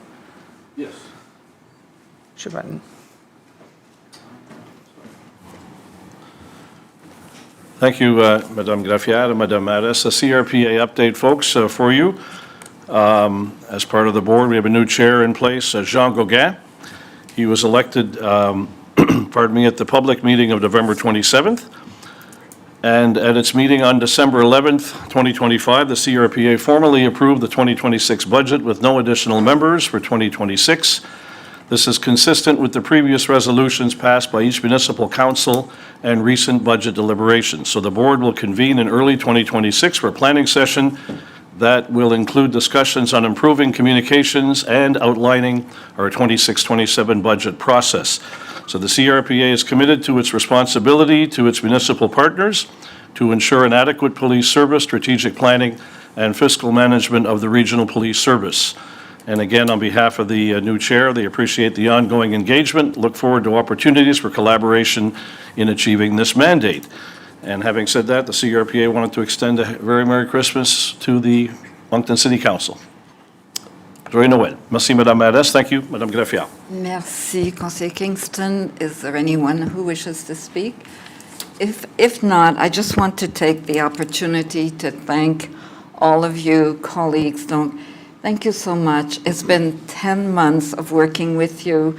I've enjoyed it tremendously, and I hope that 2026 will bring us really a lot of peace, a lot of joy, and a lot of positive issues that we will resolve with, hopefully, those less fortunate in our community. Donc, je veux simplement dire aux citoyens et aux citoyennes de Moncton que nous espérons que 2026 sera une année remplie de paix et de joie, et surtout que nous allons trouver des solutions pour les gens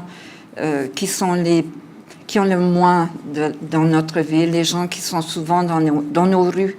Donc, et je veux aussi dire merci aux collègues parce que ce fut 10 mois que je ne m'attendais pas du tout de vivre et vous m'avez rendu la vie facile. Donc, merci à vous tous. Merci.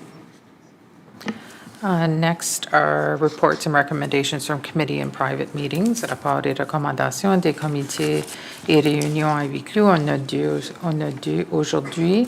Recommendations from the private meeting of Moncton City Council, October 14th, 2025. Moncton City Council at its private meeting of October 14th, 2025 reports that the agenda for the private meeting of October 14th, 2025 was adopted and recommends the following: that Moncton City Council support the 120.4-acre regional park in the Visions lands and direct administration to enter into a purchase and sale agreement with the property owners of PIDs 00942094 and 70570254 to acquire approximately 100 acres of those PIDs that are intended to be used as a regional park. The background on this is that in 2023, Moncton City Council awarded a contract to Fathom Studios to undertake the development of a sustainable master plan for the western portion of the Vision Lands and the creation of a new regional park to be included in the overall review and update the Vision Lands secondary municipal plan. As part of the project, several public sessions, landowner sessions, and meetings with Université de Moncton were held, including conversations on a master plan for the Western Lands and the proposed regional park. In December 2024, administration was directed by council to obtain an appraisal for the 130-acre portion of land currently owned by Harbor's Edge landowner PID 00942094. In addition, administration was directed to commence discussion with the landowner pertaining to the land acquisition by the city to create the regional park. Merci, Madame la Greffière. Donc, on a une motion. Est-ce que je peux avoir quelqu'un pour proposer, appuyer la motion? Conseiller Redjet, Conseiller Kingston, merci. Are there any questions from colleagues? No questions. We will go to the vote.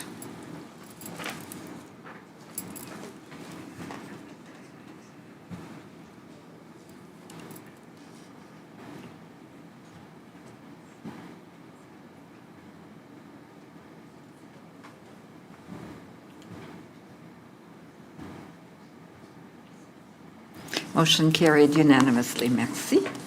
The next item is recommendations as a regular private meeting of Moncton City Council of December 8th, 2025. Moncton City Council at its private meeting of December 8th reports that the agenda for the private meeting of December 8th, 2025 was adopted and recommends the following: that council declare a surplus of that portion of PID 70711734 and PID 00694844 shown on parcel 25, the subdivision plan of the City of Moncton subdivision for consolidation with lands of J.N. Lafford Realty, Inc., parcel 24-A. that council designate parcel 24-A surplus for economic development and direct administration to proceed with the disposition process as prescribed at 4.1.3 of the disposition acquisition of municipal land policy, that council waive the requirement for public advertisement, that council authorize administration to enter into an agreement for purchase of sale with J.N. Lafford Realty, Inc. for the sale of parcel 24-A on an as-is, where-is basis, and that the mayor and the city clerk be authorized to execute all necessary documents to give effect to the proposed sale of parcel 25-A and to affix the corporate seal of the city of Moncton thereto. The background on this is the disposition of an additional 202 square meters of land for assembly with lot 25-2 to be created from what is now parent PID 70725858 will accommodate updated design for the integration of the Riverfront Master Plan. Development consisting of 2 towers built over 2 phases is expected to create an important gateway into the downtown and riverfront area, which animates the riverfront and creates a welcoming and vibrant space for pedestrians and users of the Riverfront Trail. The development is consistent with Moncton's downtown core community improvement plan area, increasing residential density and adding to the quality of life for residents and visitors alike. Merci. Conseiller Charles, do you wish to move? Conseiller Grossman, do you wish to second that motion? C'est beau. Do you have a question, oui? Yes, I do. Thank you. Perhaps I just want to know if the renderings of what this represents can be made public so that there's a better understanding of what this 202 square meters represents in terms of the footprint of those 2 buildings and how it's going to improve the flow on the riverfront. Thank you. Yeah, we can certainly work with the developer and provide some renderings that can be made public. Yeah. No, thank you. I think, I mean, overall, the project seems to be moving forward really well, and I think, you know, the renderings really do indicate the vitality that will be that this development represents, the connectivity of the streets, and how, you know, it really is going to be a real changing event for the riverfront. So I think that would be well received by the general public. So thank you. Merci. Merci, Conseiller Charles. If there are no other questions, we will go to the vote. Donc, électronique.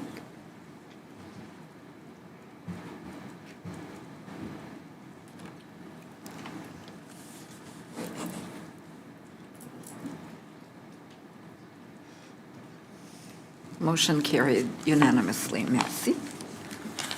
The next item is Moncton Zero Emission Fleet Mitigation. This will be under reports from administration, le rapport de l'administration, and I believe, yes, I do see him. Jacques, are you introducing this, or is it going to do? Yep, okay. Lukeman, you can take it away. Yeah, good evening, Your Worship, members of council. The city recently received a report of a study on fleet zero emission migration strategy. The study was conducted by Donsky Energy and Climate Advisor. A representative of Donsky is online and they'll be sharing a presentation. Administration recommend that council direct administration to proceed with the implementation of the recommendation from the source of the study. I also want council to know that in replacing vehicle at end of life cycle, the fleet department look at financial viability and low GHG alternatives. In doing so, we have replaced 6 SUV and trucks in the last 1 year with battery power alternative. So I will now call on Maddie from Donsky to start the presentation. Thank you. Merci. Wonderful. Thanks so much, Luca. Lupin, just confirming that folks can see and hear me? Yes, we can. Very well. Wonderful. Thank you. Never know how this technology is going to go. Thank you, Council, very much for having us today. My name is Maddie Ewing, and I am a senior consultant with Donsky Energy and Climate Advisors. We've been working with Lukeman's team, and various others, to develop a fleet migration strategy for Moncton's corporate fleet over the past few months, and we're really excited to share our findings with you today. I'm going to request we head to the next slide for whoever's got the presentation going there. So Densky is a consulting firm of about 65 employees. We're a unique blend of engineering and management consulting. We support our clients by providing rigorous analysis of data and ambitious yet practical strategy support, all focused on the clean energy transition. Next slide, please. Densky has positioned itself as a leader in the fleet electrification space, supporting a wide range of municipalities, private companies, and other levels of government across Canada and the US, including several here in Atlantic Canada, in developing practical and well-informed strategies that are rooted in analysis. Next slide. So there's a broad technical shift happening in the global automotive industry today.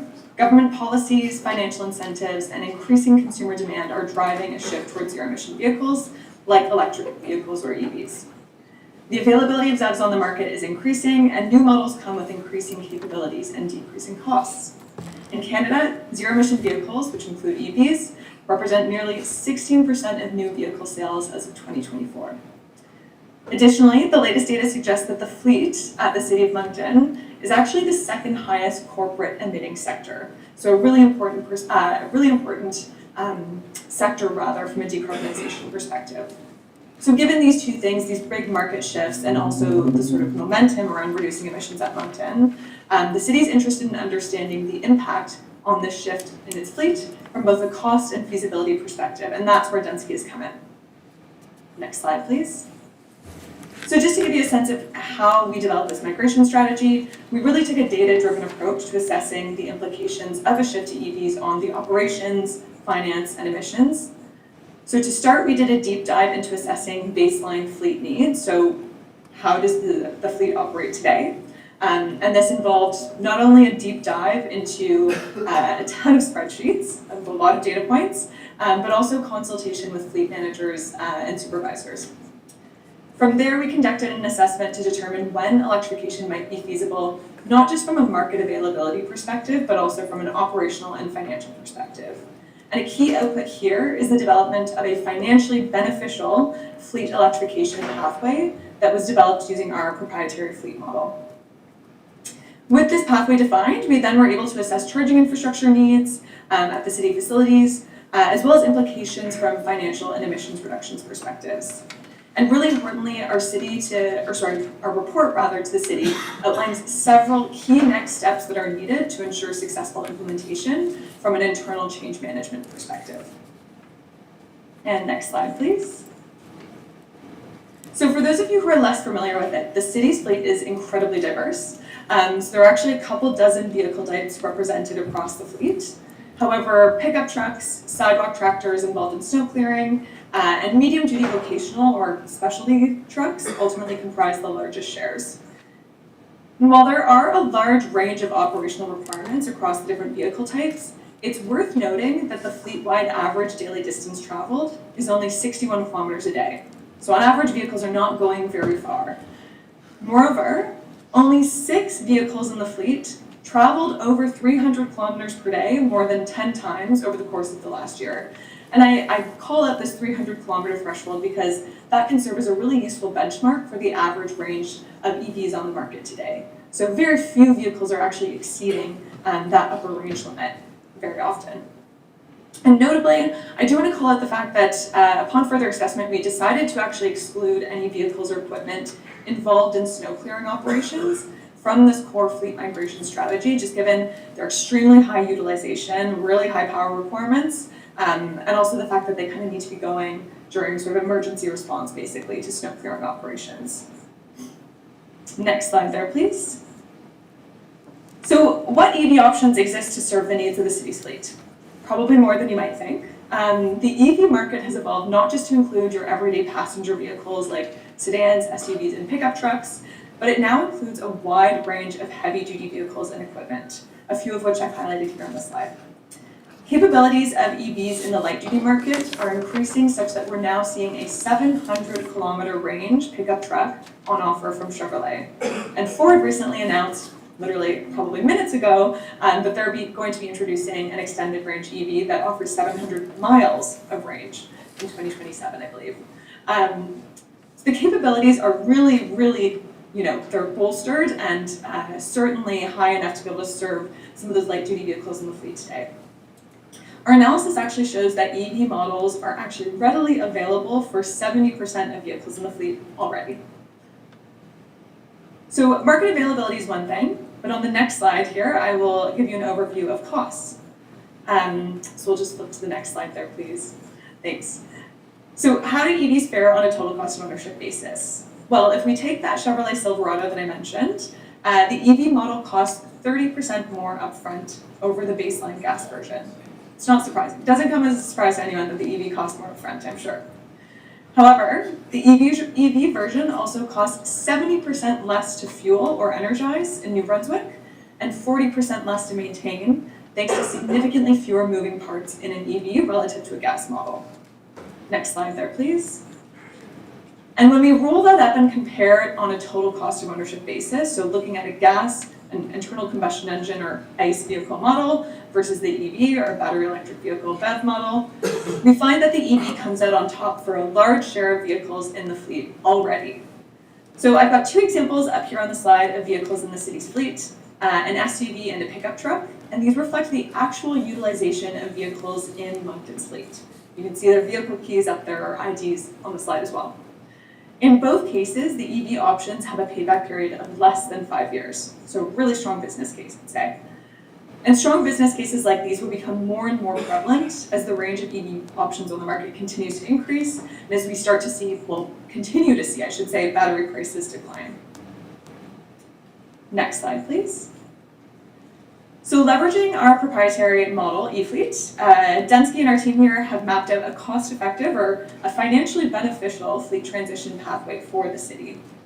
In this pathway, vehicles are only recommended for transition to EVs when it's deemed feasible from a market availability, operational, and financial perspective.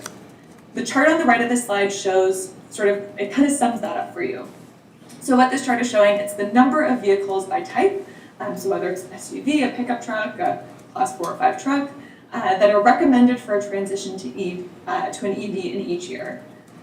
Now, you might be surprised or kind of taken aback by us recommending 12 vehicles in that first year, but I'll note two things. So one, we're accounting for a bit of a buffer here. So as you'll note, we're really only recommending that the city dive in 2027 there, just to make sure that infrastructure is in place beforehand.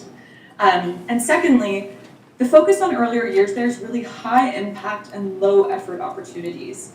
So this includes vehicles where there's already a well-established EV model already available on the market, as well as vehicles that are nearing or exceeding their retirement age and show a favorable TCO due to high utilization and or a smaller upfront EV price gap. So under this pathway that we've mapped out, 26% of vehicles in the fleet are electrified by 2030, and 100% of vehicles in scope are electrified by 2045. So again, just reiterating, this would exclude any of those snow clearing vehicles. Next slide, please. So as I've alluded to, charging infrastructure is a critical part of this transition. We need to be able to energize these vehicles for them to run. And fortunately, most vehicles in the fleet are parked overnight at city-owned depots for over 8 hours between shifts. This means that they can charge at a really low power level over prolonged periods, which means infrastructure, the EV charger itself costs less, but it also means that the load impacts at each facility are lower and you're much less likely to require major facility upgrades. 83% of vehicles in the fleet are actually expected to be able to take advantage of that more cost-effective level 2 charging. And there are a few exceptions, so fire trucks and bylaw vehicles, or a couple that I'll call out specifically, they'll require that more expensive fast charging infrastructure because they need to be ready to go more frequently. However, again, in the vast majority of cases, folks can kind of plug in, leave for the night, they'll come back the next day, and that's kind of trickle charged, so to speak, overnight. We provided actually the city with several recommendations on top of this in terms of load management solutions or approaches that can maximize the use of existing facility capacity and help save on those upstream electrical infrastructure costs. Next slide there, please. So I should have noted off the bat, but we embarked on this project with a subcontractor, MCW Consultants, that led the facility electrical capacity assessments and infrastructure plans. They were unfortunately unable to join us this evening, but I'm excited to showcase some of the results of their analysis. So they ultimately did some site visits at each of the sites listed here on this slide, and costed out what it would take to upgrade each facility to support EV charging at its sort of 100% of that plan, so upon full electrification of the fleet. As you can see, there's a wide range of costs by facility, and in some cases, we're looking at facilities where there are, only a couple vehicles parked, or, less than 10 at a large number of facilities. However, there are still pretty significant costs to upgrade those facilities. While we have outlined what it would take to upgrade the infrastructure at each of these facilities to enable EV charging for vehicles that are currently parked there, what we hope these results can also do is show you where is there capacity, where are our facilities constrained, and how might we want to move vehicles around to better make use of capacity at facilities where it exists, and perhaps move vehicles from facilities that are much more constrained electrically, where it would cost a lot more to upgrade those facilities to enable electrification of just a handful of vehicles. So this is meant to be a starting point just to give your team a sense of where that exists and what changes you could want to make as well to parking configurations. Next slide there, please. So leveraging the outputs of our e-fleet modeling, the Densky team compared the cost of the fleet migration pathway that I've outlined relative to a business-as-usual scenario in which vehicles continue to be replaced with like-for-like models. And what I mean is that if it's a gas model in the fleet today, it continues to be replaced with gas, though any existing EVs would continue to be replaced with EVs. What we found is that if we compare the lifetime costs of vehicles replaced between 2027, the start year of the plan, and 2045, at which point all vehicles are electrified, across all of the categories of costs listed in this table, so anywhere from vehicles, facilities, maintenance shop, and operational costs that span, EV charger maintenance, added insurance fees in the near term. The electrification pathway, or the fleet migration pathway, results in $8 million in net savings. And these savings are driven in large part by that significant fuel and maintenance cost savings that I had outlined previously that can be achieved by switching to EVs. They're just a much more efficient technology. And while EVs are expected to cost more in the near term relative to their gas counterparts, we do expect them to become less expensive over time. It's not to say this is going to be easy. As you can see in the bottom table there, this does require additional capital. And so a key hurdle for the city will be, finding strategies and to secure that capital to support near-term EV purchases. But importantly, something I do want to call out is that we have actually mapped out this business case or this financial assessment without factoring in any financial incentives. So we know that the Government of Canada has recently paused its incentives for light-duty vehicles. However, there are signals that will be recapitalized once they have sorted out some of their near-term discussions around targets and whatnot. We know NB Power also has recently paused their incentives. However, it's possible that could come up again in the future. What we do know, though, is that the Federation of Canadian Municipalities has funding on the table to support capital purchases, and they're actually looking for municipalities. They have a shortage in applications this year and actively are seeking out cities to support the purchase of EVs and EV chargers. So taking advantage of these programs while they're available can further strengthen the value proposition of EVs, even beyond what you see here. Next slide, please. Now, from a GHG emission or greenhouse gas emission reduction perspective, the fleet electrification pathway we've modeled can reduce corporate emissions by 22% by 2030 and 81% by 2045 relative to business as usual, thanks to an increasingly clean electricity mix in New Brunswick. So what we've done here is we've layered in NB Power's forecasts around their electricity generation mix and factor that into our analysis to ensure that, A, we're accounting for upstream emissions from electricity, but we want to make sure that those accurately reflect the generation mix over time. Next slide there, please. So as I alluded to earlier, the report that we've produced for Moncton City staff outlines several recommendations for next steps when it comes to implementation. In particular, identifying leads or champions of the fleet migration strategy, like Lukeman, and ensuring regular staff engagement and training will be critical for this to happen successfully. change management is a huge piece of the puzzle, and we need to make sure people are on board with this and feel supported. We've got a number of other recommendations related to sort of internal policy changes that need to be updated, ongoing data monitoring and reporting, and also several funding and financing strategies on top of just the funding programs I mentioned. So one in particular that I'll call out is the possibility of establishing a green revolving fund. Under this setup, the city can set aside savings that it accrues through switching vehicles to electric models. So basically setting aside what it saved on fuel or maintenance costs that would have otherwise been incurred if those were gas vehicles. And using that fund, so that fund that is kind of accruing those savings to offset the higher capital cost of vehicles purchased in later years. So it's kind of like a revolving circular fund within the city, but a great internal financing strategies that we see other institutions implement on their end that has worked very successfully to secure some of that upfront capital required in the near term. And next slide, please. I believe this is the last. So just kind of to summarize everything, EV options are in fact available or have been announced for 70% of fleet vehicles already. So there's really strong market availability there. The moderate utilization levels of the fleet mean that electrification can be fairly straightforward from an operational perspective. There's very few instances where vehicles are going to need to stop for a charge mid-shift, for instance. The most cost-effective pathway, or the most financially beneficial pathway we mapped out, sees 100% fleet electrification by 2045, and under this scenario could support the city in achieving lifetime savings of $8.2 million and emissions reductions of 81% by 2045. So I will leave it there, and I look forward to taking questions from anyone that has some. Thanks so much. Merci beaucoup, Maddie. Conseiller Bourgeois, est-ce que vous voulez, do you wish to move the recommendation? I do, with Okay. great pleasure and compliments to the author, but I do have 3 questions, not on the report itself, but on... Est-ce que je vais demander pour quelqu'un d'appuyer la motion? So could I have someone to second? Conseiller Légère. Go ahead, Conseiller Bourgeois.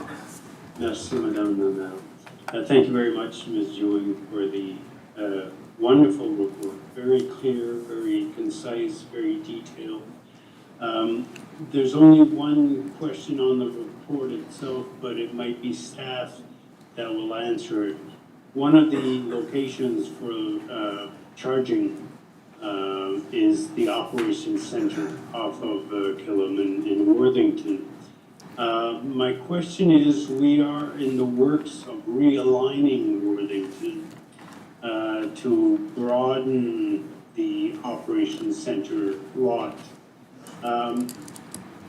Would the addition of the southern, like it'll be wider at the southern on Killam Drive, the lot would be. Would it have any impact at all in your mind about locating the charging stations, maybe not both of them close to the building, but maybe one close to the building and one further down south where there's ample more room to put charging stations there? It's a great question, Councillor Bourgeois, and I apologize for the absence of our counterparts from MCW AmeriCorps who led the facility electrical infrastructure assessments. There was a bit of a mix-up in terms of the timing of the meeting. I know that they probably have opinions on that and would be happy to sort of follow up on that via Lukeman. I unfortunately don't have a great answer for you right now, and it's possible on their end that they would potentially need to go in again and sort of revisit some of the infrastructure or data that they got from the site assessments to come to a conclusion there as well. But Okay, we'll just leave it with staff that whenever they do proceed with the building of the charging station, they'll take that into consideration, I guess. Thank you. I have 2 questions, and I assume that this will be for staff. I hope that Hélène is there. Elaine? Is Hélène there? Yep. Yes. Okay. Ma question, Hélène, c'est to pay for the charging of our feet. We can save a lot of money off of NB Power, as the report says. But in addition to that, to pay for the charge that fee, including Kodiak Transpo, and given that New Brunswick power rate increases in the short, medium, and long term are going to increase, I guess significantly, is it wise to revisit my request dated 2022, I think, that we explore installing solar panels and windmills in our Turtle Creek Reservoir? And I would add now that the McLaughlin Reservoir has been decommissioned, and then there's lots of space there for windmills and solar panels. Would this be an opportune time to revisit that? Thank you, Councillor Bourgeois, for that question. We can certainly revisit, however, unless there is a power purchase program agreement with NB Power, we wouldn't be allowed to generate and put back that amount of electricity to the grid. Right now, you can generate electricity on your building and use it on the same site, but for this amount, you need a program with NB Power. So I don't think there is one open now, but I can verify that and get back to council. I would imagine with all the mess that NB Power is going through, that sooner or later will come out. So, okay, perfect, keep an eye out on it, that would be great. And if I may, just apologies, if I may quickly add to that as well, it's Maddie Ewing here again. I do just want to point out that a part of the scope of our analysis, we did look at opportunities to install solar PV at each of the sites that we assessed. So there is sort of a high-level recommendation around the feasibility, suitability, and potential for solar at each of the facilities there. And secondly, while of course this is a great initiative that we want to support, and I don't want to detract from that, I do just want to make sure you're aware that we have accounted for the near-term NB Power, long-term NB Power rate increases, but certainly that account for those steeper increases over the next few years. Yeah, no, it's just, I'm not sure if you're aware, but we have those two huge watersheds. We protect the water, but the lots of land around the water that could be prime use for windmills and solar. Understood. But anyways, thanks for your answer. My last question is, if we proceed with this, ça j'ai l'impression que ma question s'adresse à Jacques Doucet. Si on va de l'avant avec une étude, avec ce genre de stratégie de remplacement de véhicules, Dieppe et Riverview sont probablement dans le même bateau, beaucoup plus petit que nous, mais est-ce qu'on pourrait explorer, comme on fait dans d'autres achats,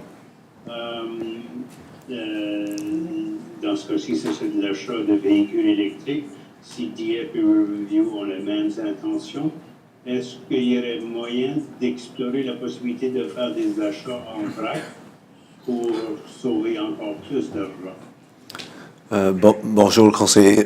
Bonjour, oui, absolument. C'est quelque chose qu'on peut regarder. On peut aussi avoir des ententes avec les autres municipalités de la province et même la province aussi. Donc, ça c'est des choses qu'on est toujours en train de regarder. Puis, absolument, c'est quelque chose qu'on va faire. Excellent. Merci beaucoup. Merci, Madame le maire. Merci, conseiller Richard. Merci, Matt Asterio. Thank you, Maddie, for the presentation. So I guess it's along the same lines, but I mean, are there other opportunities, partnerships with that you've seen with other provinces, if it's the public utilities or if it's private sectors that want a piece of the pie here? And sorry, Councilman, do you mind just reframing that question in terms of piece of the pie, in terms of that are embarking on sort of a fleet electrification transition themselves, or more from a procurement perspective, those partnerships? No, not the procurement, the EV chargers. Yes, absolutely.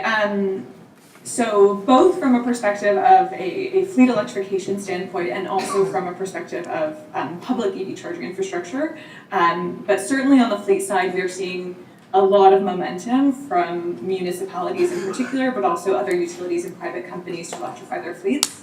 The benefit of corporate fleet electrification, or kind of why it is a bit of a low-hanging fruit, is that there's a lot of predictability in the operations.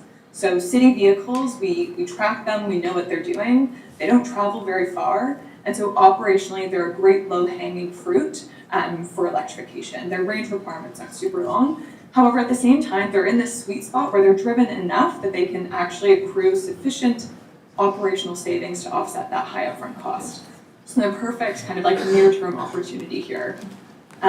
Certainly, I mean, I do want to, if there's concerns sort of on the EV charging infrastructure side of things, you know, what we're presenting to you today is sort of a long-term plan. There's so much to do to chip away with the existing capacity at the city's facilities, that doesn't, you know, that can go one step at a time. No, that's great. Other funding sources, incentives, anything else identified to offset these upfront costs? Either from Yeah. utilities, federal, provincial, whoever? Certainly, I mean, I would say keep an eye out on both NB Power and the federal government for future funding announcements. While it is not currently in place, as I mentioned, the IZEV program, Incentives for Zero Emission Vehicles, that provides rebates towards the upfront purchases of EVs. That is paused. However, there are signals that have been sent to suggest that that could return, and that would result in some cases, a $5,000 rebate on an EV purchase for the city. There has also been infrastructure funding available through NB Power in the past that I would say to keep an eye out for. However, these things are fluid, and you know, certainly, as I'm sure folks in the room are aware, we're in a unique situation with our neighbors to the south, and that has created a bit of turmoil in the industry of late. You're right. And so we've mentioned, one of your slides had a number of facilities, City Hall, the Zoo, Centennial Park, Crossman Community Center. Are these for city vehicles, or will the public be able to use them as well? Is that the plan? Yeah, so, apologies, yeah, it's a great question. So our assessment of charging infrastructure needs and at each of those facilities specifically was relative to the corporate fleet. So our typical recommendation is that charging infrastructure not be mixed between fleet and public. It's much simpler to be able to sort of park a corporate fleet vehicle at a facility overnight, plug it in, not worry about it, come in the next day and it's charged. That's sort of and it can be pretty cost effective when you employ proper load management approaches. It becomes more challenging when you start sharing that infrastructure across fleet vehicles or with the public. The coordination that's needed becomes a bit challenging, and so our typical recommendation is to keep fleet infrastructure for fleet. No, and that makes sense too. How often, this is a huge strategy, and it's long-term. How often should we be reviewing this and updating? Yeah, great question. Certainly the automotive market is very dynamic these days, and this is something that will need to be regularly revisited. So our team here at Dunsky has done our best to forecast how we expect the market to evolve over time. We've got folks that have been working in the EV industry for literally like 15 plus years, have strong relationships with manufacturers, subject matter experts, et cetera. And so we use that expertise to forecast the market as best as we can. But we do not have a crystal ball. So I'd say, I mean, we know of some municipalities that are doing updates on an annual and biannual, or I guess semi-annual, every 2-year basis. However, I think it kind of needs to be done on an as-needed basis. It needs to be done in response to how quickly the market is changing, and upon reflection, just going back to see how relevant some of those forecasts are, and if sort of at your discretion ultimately. Yep, I appreciate that, Maddie. Lukman's still at the podium here, just waiting for a question, I guess, so I'm going to ask him the same question. Okay. Does the city have any plan how often we're going to be looking back at this? When are we going to be reviewing it or update it? Thank you, Councillor Richard. on an annual basis, we review all fleet equipment before we, to look for vehicles that are due for replacement. I think that time gives us, some time for us to be able to look at vehicles that have alternate way of energizing instead of using, we currently use ICE vehicles, so we look at the battery alternative. So that gives us opportunity, which we do on an annual basis, for us to review the entire fleet.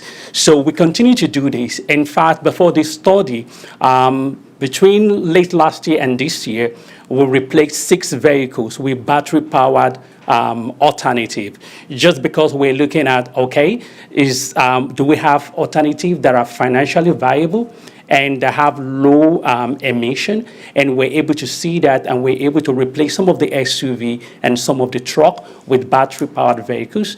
And we also recently replaced a forklift with battery-powered forklift. So it's something that we'll continue to do as the technology is there, as the that we can replace and that can give the operational capability that the users will need. As soon as that technology is there and it's financially viable, we'll be able to take that as part of our review on an annual basis. So it's something that we're already doing today. So the only thing we'll be adding is that we'll have this report, and we'll be able to bake this report into our regular review.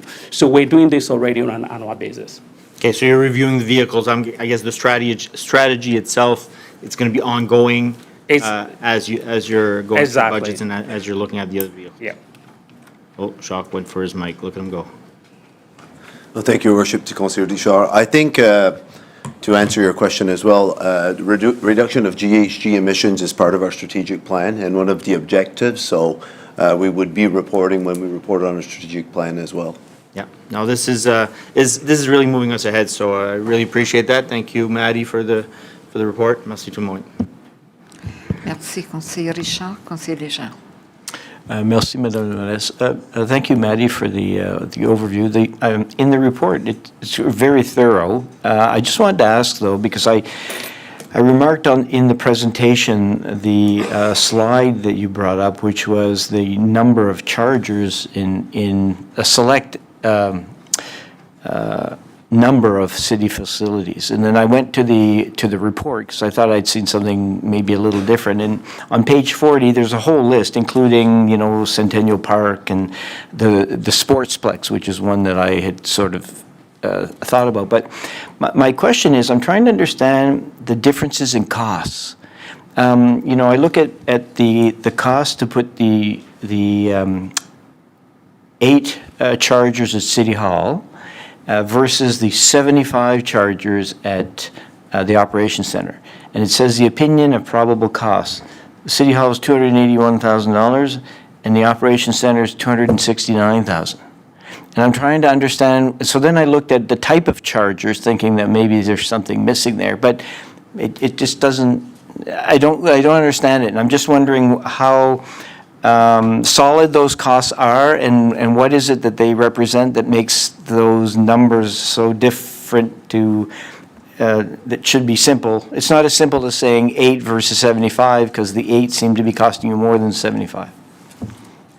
Thank you very much for the question, Councillor Léger. It is a really great question, and I'm very happy to clarify those costs. So I believe that you may have been looking at the opinion of probable costs on the facility upgrades. So there are 2 kind of different costs that we're looking at here when it comes to EV charging infrastructure.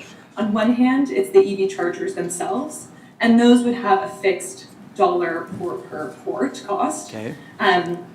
That does not vary by facility, it just scales according to the number of EV chargers you're installing. On the facility side, however, what we're looking at is the upstream infrastructure upgrades at the facility that would be required to provide the capacity to supply those chargers with the power they need. So this includes things like new distribution panels, branch breakers, in some cases a new electrical service entrance.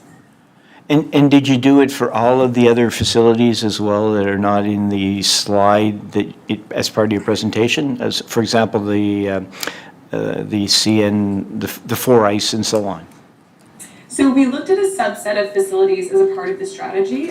We didn't have an exhaustive list of the facilities within the scope of this analysis. So there are some facilities that have yet to be be assessed from a capacity standpoint. However, I believe we did select the facilities that house the largest number of city vehicles, so they would sort of be facing the most load in the future and the Okay. potentially biggest cost as well. And my last question would be, so, I mean, I think the value of the report is really sound. So do you continue in this process in terms of advising on a regular basis on the evolution of this plan and how, I mean, yes, it'll be reported back as part of the priorities every year and you're part of the strategic plan, but I'm just kind of wondering, sometimes it's say the report is done and then who continues the follow-up? Is that something that is part of this or something that is recommended that as a municipality we engage? I mean, it's a great question. Thank you for that, Councillor. I think, you know, on one hand, we've been working really closely with the team at the City of Moncton. So with Lupin, with fleet managers, with various others in the finance team and sustainability team as well, throughout the course of this project. And we've tried to download as much information and expertise as possible to them. So we're hoping that they can kind of take our recommendations and feel equipped with the information they need to follow through with them. That being said, we do regularly, or our kind of goal in the near future, and we have in the past as well with several organizations, re-engage them partway through the transition, just to understand how the market has evolved and how they might need to sort of pivot, again, in response to a very dynamic vehicle market. And on top of that, I think, you know, implementation, there are sticky issues that come up. And so we're there to sort of support cities as they sort of navigate how to get better buy-in from staff, for instance. So what can we do to make sure staff feel supported in the transition and like they have the proper training to drive these new vehicles, maintain these new vehicles? That's certainly something we can offer on an as-needed basis as well, and would be pleased to do so with the city staff. Okay. All right. Well, thank you very much. Appreciate it. Merci, Madame la Merci, Maire. José Legendre. If there are no other questions, we will go to the vote, which is electronic.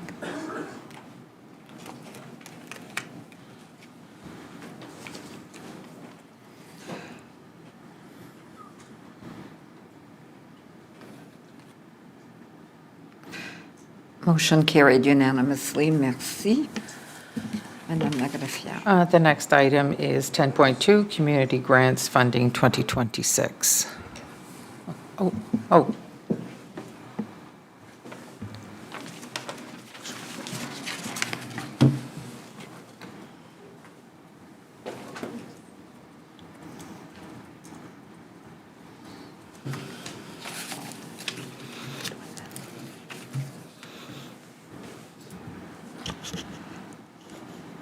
Bonsoir, Greg.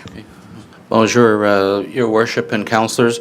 Tonight we'll take a few minutes just to go through the grants presentation they annually provide to Council following the budget, with basically the determination of grant awards for into next year. Before I do that, I'd like to sort of recognize a combination of individuals who've been involved in the evaluation and also in sort of looking at the grants and applications.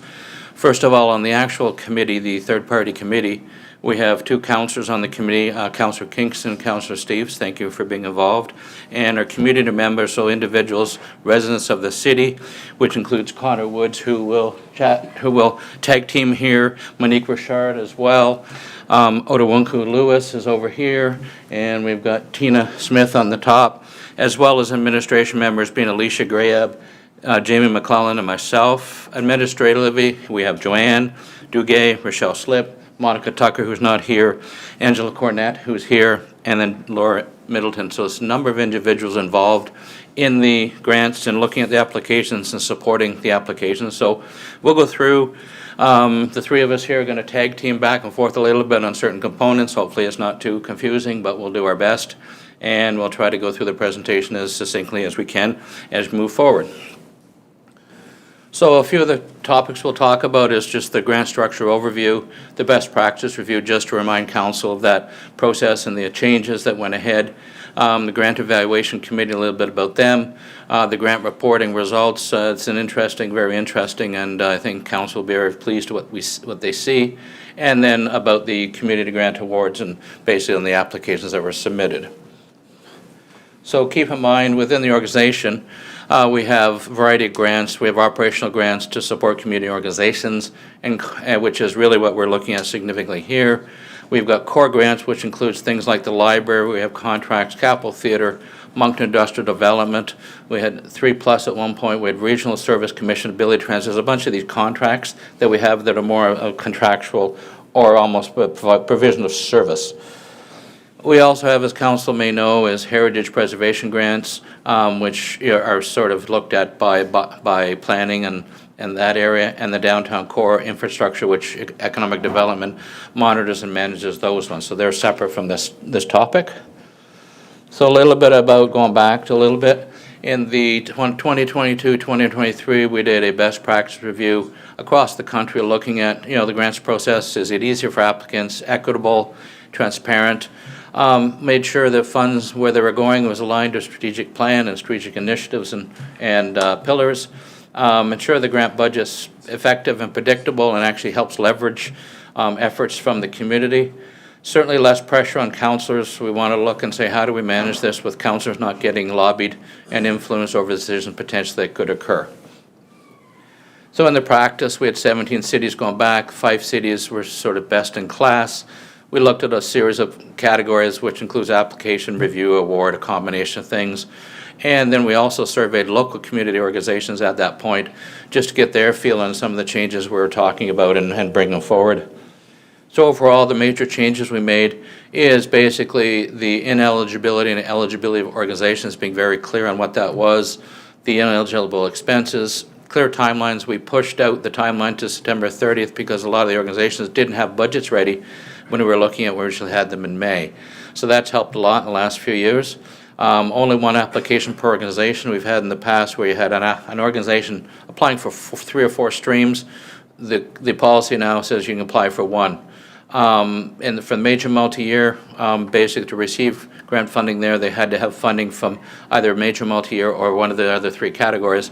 3 of the last 5 years. What that does, that provides some history with the city. How do they work with the city? Are they providing the results expected that they've committed in each of their grants and clear defined documentation required, financial statements, strategic plans, things like that. So basically, and looking at details on each of the grant streams. So basically, we've got a little bit of the overview of the committee. There's 2 councillors, as I mentioned, 4 public individuals and 3 administration. In terms of reference was evolved, and basically then you had some decision-making. Was basically approved funds basically by the council at budget, so here's the funds available, and then basically determination of successful candidates being the organizations, and communicate to council by December 15th, which that's today. And then talk about future outcome reporting, which in one of the slides here, we'll share that with you. So let's go to the grant reporting. As part of the best practice, the organizations in their applications provided what they felt would be the outcomes in the future. Secondarily, at the end of each year, we've asked for the community organizations to provide us with a report. Report included a combination of questions and expectations based on what they had projected in their initial application. So just as a summary for council, basically in the end of 2024, the number of organizations that were funded was 104 organizations across the city. So that included anything from social inclusion, economic development, cultural, environment. So 104, at that point, it's $2.1 million in grants were provided, which include major multi-year cultural, quality of life, and immigration. Some of the impacts outcomes we were looking for is number of people impacted, number of program hours, number of children and seniors benefiting, full and part-time employees, because that also drives the economy within the city, number of volunteers and volunteer hours. So the next slide shows a graphic of the information we got. We summarized it and provided it to council. So a little bit of information, it's really, some of it's overwhelming and outstanding. Basically, from the organizations, the 104, which we had almost all but a couple reported, we had 213,000 people impacted. Obviously, there's some duplication when you got some going to different programs. You had 13,000 seniors, 84,000 youth. Part of that is Food Depot, who provide breakfast. That's a big number there. But programs hours was 52,000 hours. With free programming hours of almost 6,000. It created full-time jobs within those organizations of 571 jobs based on those organizations. 4,500, like 4,491 volunteers committed 187,000, 200,000 volunteer hours to support using the money that the city gave, the council provided in the budget towards the grants. So it's really outstanding, some of the numbers we got, and actually we were pleasantly surprised when we saw the data of some of the ways that the organizations are using the money, leveraging with other organizations as well. So some of what we did too is always, within that grant reporting, we asked for testimonials. So we had numerous ones. There's one of the appendices is attached, which has much more than this. But we had testimonies from shelter movers about someone who was helped significantly by shelter movers. I'm not going to read them, but Greater Moncton Choral Society, which is a cultural organization, La Bikery, which is helping on bikes and developing the basic alternative ways of transportation. So those, as you saw in the appendices, significant number of other ones that were there, and some very moving, some very telling of the efforts involved in each of the organizations. So now I'd like to ask Monique to provide about the committee. Bonsoir. Je vais vous parler un petit peu plus sur le comité d'évaluation des subventions communautaires. Donc, sur la composition du comité, comme que Greg a dit plus tôt, il y a 2 conseillers, 4 membres de la communauté et 3 membres de l'administration. La candidature était ouverte aux membres de la communauté. Puis les gens qui ont appliqué étaient notés en fonction de l'implication communautaire, de l'expérience du conseil, d'administration, etc. Il y a ensuite eu des entrevues avec les meilleurs candidats. Puis 4 membres du public ont été retenus, dont on s'est présenté tantôt, qu'on a de l'expérience en comptabilité, en ressources humaines, en expérience en financement, en programme de subvention, etc. Excusez, j'ai oublié de pousser sur la slide. OK. So, comme comité, on a des attentes. Nos attentes sont qu'on fait l'examen des demandes de subventions communautaires majeures et pluriannuelles de manière équitable et juste, que les candidatures doivent répondre aux critères attendus. Elles sont notées à l'aide de la matrice de notation et on fournit aussi des commentaires. Et avec tout ça, nous déterminons les subventions accordées en fonction du financement disponible. Donc, comme j'ai mentionné, nous avons une matrice de notation. Elle a été faite à partir d'exemples d'autres collectivités et d'organismes. Nous autres, on fait une note sur 100. So, c'est comme ça qu'on évalue nos subventions. C'est basé sur 4 catégories pondérées. La première, c'est l'alignement avec le plan stratégique et les objectifs de la ville. La deuxième, c'est la qualité de l'impact communautaire. La troisième, c'est la capacité à tirer parti des partenariats et du partage des coûts. Et finalement, la durabilité organisationnelle. Donc, ce comité a eu plusieurs rencontres cet automne, après que les applications ont fermé. On a eu des séances de formation en octobre sur la diversité, l'équité, les préjugés, des choses de cette nature. On a aussi eu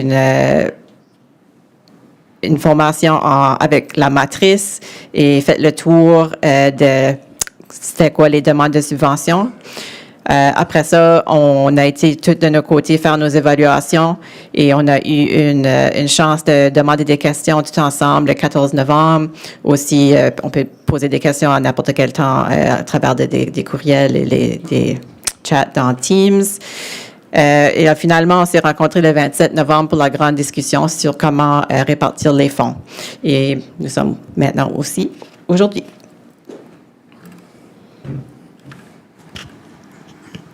Thanks, Monique. We'll take just a couple minutes looking at the overall funding, and then we'll get back to Monique to give you the details of the organizations. So as council remembers in budget, there was basically $200,000 approved for overall grants across the organization, which include recreation, cultural, which is things like Capitol Theater, the library, environmental development, which includes MID, and Regional Service Commission. Transportation, the 2.1 is for Ability Transit. The ones we're really focused on, those are all, as I mentioned earlier, a little bit more of a contractual nature. The ones I'm really focusing on now, we're focusing on, is the major multi-year quality of life, culture, and immigration. So total pot of 2.26 million. So that's what the discretionary operational grants are, which includes those 4 categories. And there's individuals, as I mentioned earlier, representing each of those categories here this evening. So there's the sort of little tighter shot of that, basically, that 2.6, and it's grown. If you look at it from 2014, the city basically provided $551,000 of grants. It's now basically 5 times in basically 12 years. So we're up to 2.5, which is fantastic in supporting these organizations, and something I think council should be proud of as we keep moving forward to help and keep enhancing the city as we grow.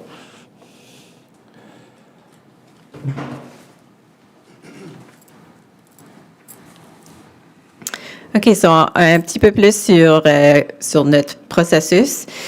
Donc, le comité utilise un processus spécifique qui comprend une notation pour attribuer le financement, comme que j'ai mentionné tantôt. So, ce que nous faisons, c'est qu'on évalue les organisations sur la base du contenu de la candidature. So, c'est vraiment ce qu'ils nous ont donné comme information dans l'application comme telle. Chaque membre les lit et note indépendamment. Et ensuite, nous avons une discussion en groupe le 27 novembre pour déterminer le résultat final. La valeur des résultats de la note fournit de méthode en réduisant les biais pour établir le financement. Donc, au final, les décisions de financement prennent en compte la notation et la disponibilité budgétaire. Donc, on a des annexes 2 et 3 qui reflètent les détails.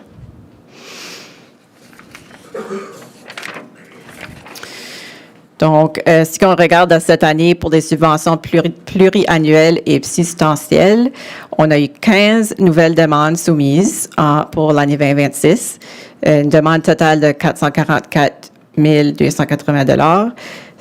Toutes les demandes ont été examinées par le comité.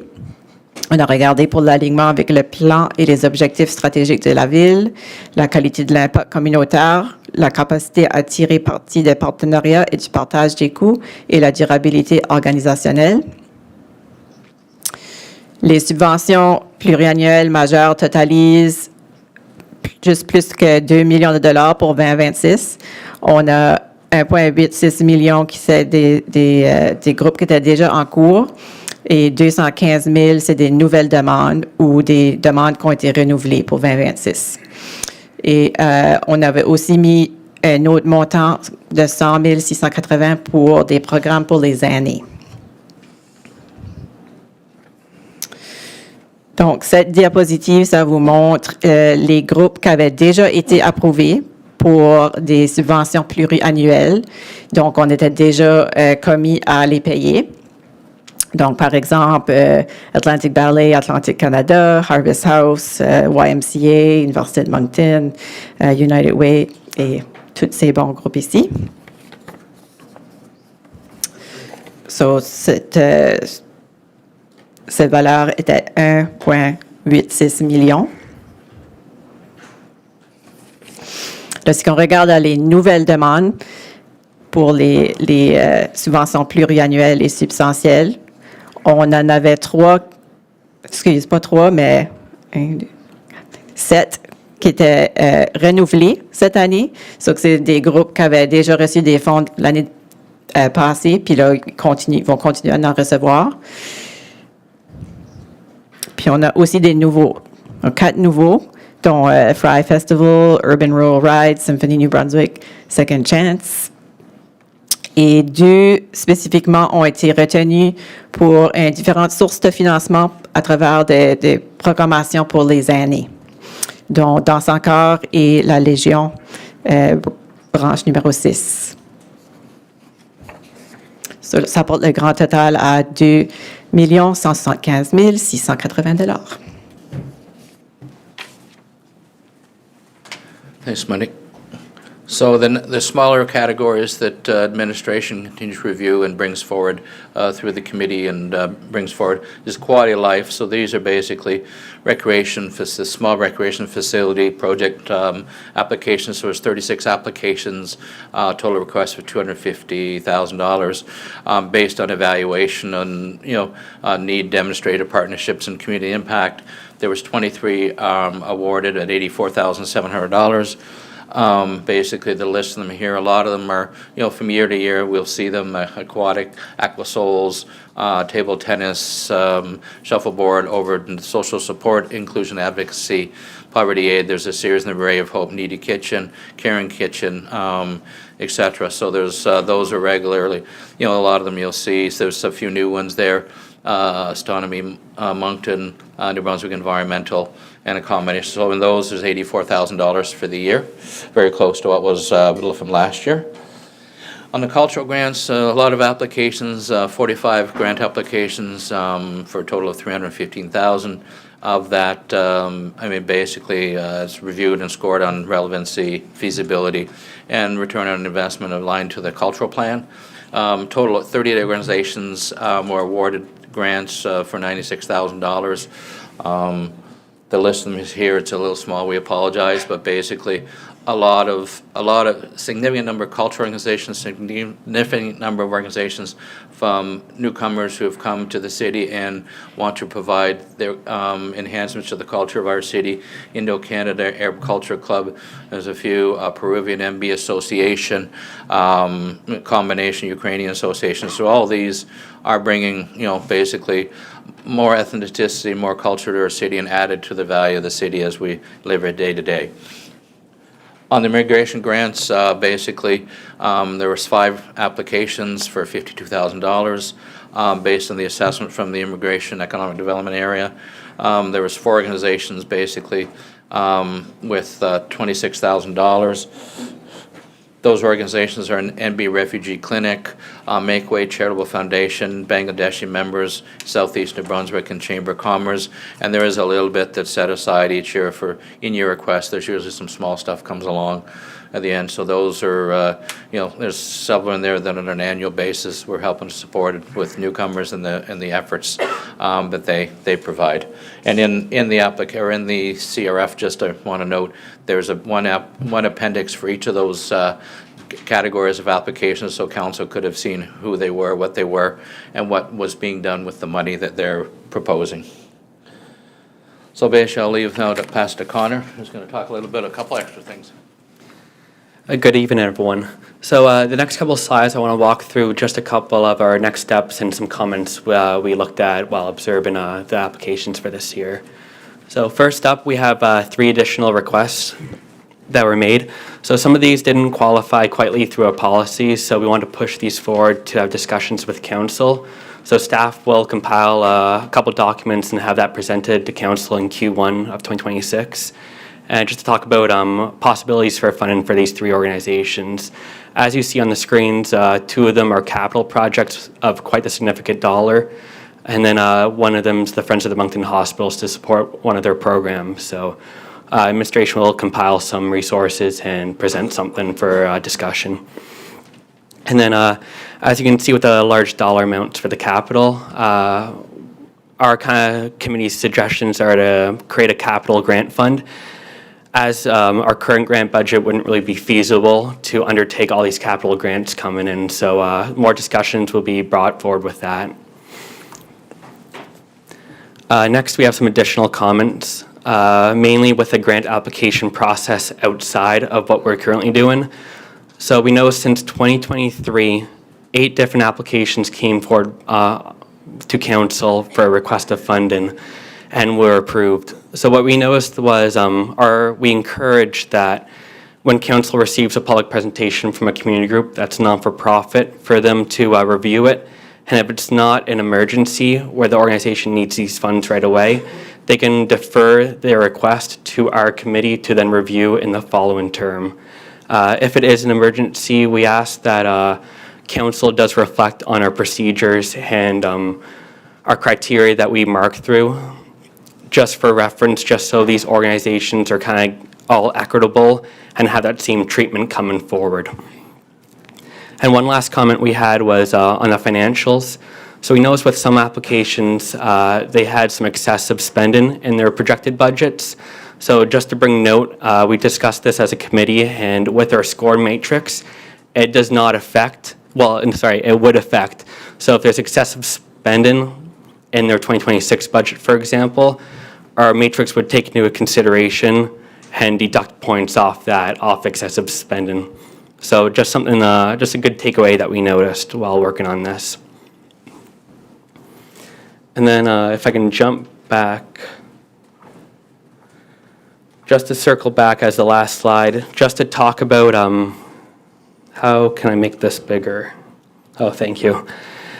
Just for the final slide, just kind of loop this all back with what our committee has done and what can happen moving forward. It's just the impact that we have. So the budget that council allocates towards these grants, it shows that there's strong impact in the community happening, and that's the use of all these numbers, kind of like a quick snapshot of what's going on in our community for that year. So for 2025, we should have those stats coming up next year, and then we'll be happy to share them. But just kind of recap that these dollars are well at work and they're making efficient use of tax money. So thank you. So I believe all our committee pretty much is present, so we can answer any questions that there may be. Thank you so much. Conseiller Bourgeois, are you online? Est-ce que vous avez des questions? Thank you very much, Greg. Merci, Monique. Connor, excellent work. Very meticulous, very well thought out, and as well as councillors Stephen and Kingston. First a comment, I'm trying to imagine if the city wasn't blessed with all of these volunteer groups to do these wonderful activities and support the quality of life of Moncton. It would probably cost the city anywhere between 5 to 10 times that amount if we had to hire people to do it. So thanks to all the organizations. I just have one question, probably Greg can answer it. There's a line in the grants that we give to the Lions Center. It's only about $20,000 a year, 24, 25, 26, 27. I'm just curious as to what that amount is for. Is this our grant to the hub that operates the Lions Center?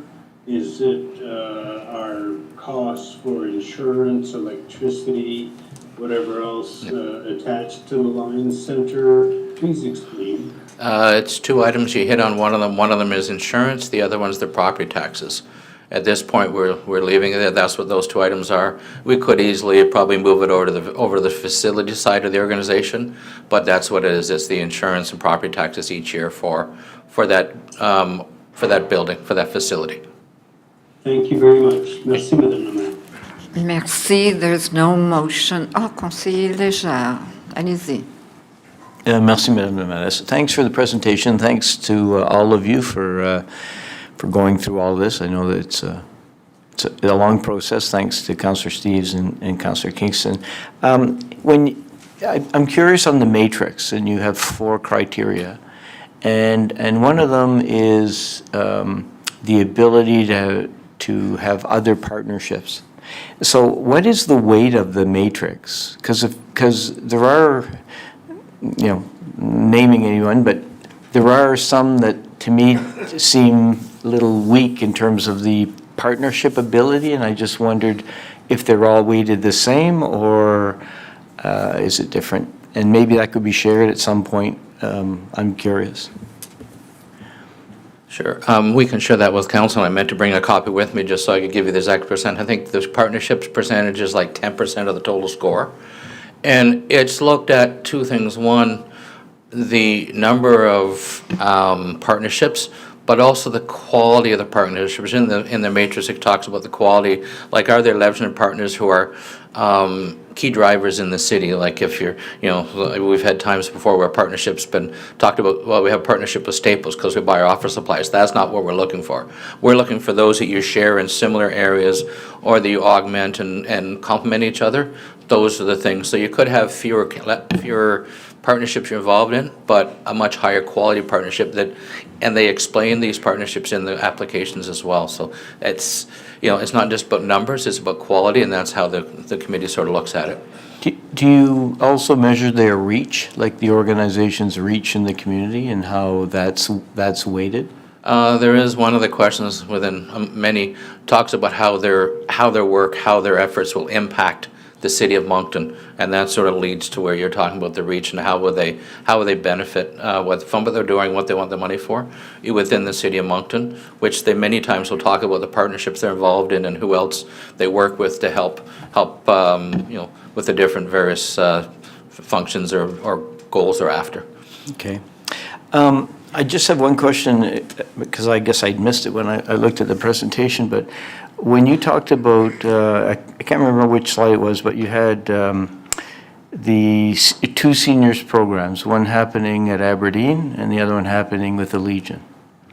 And I brought up what the impact of because we discussed this as contingency and we moved funds forward. I think what I saw on the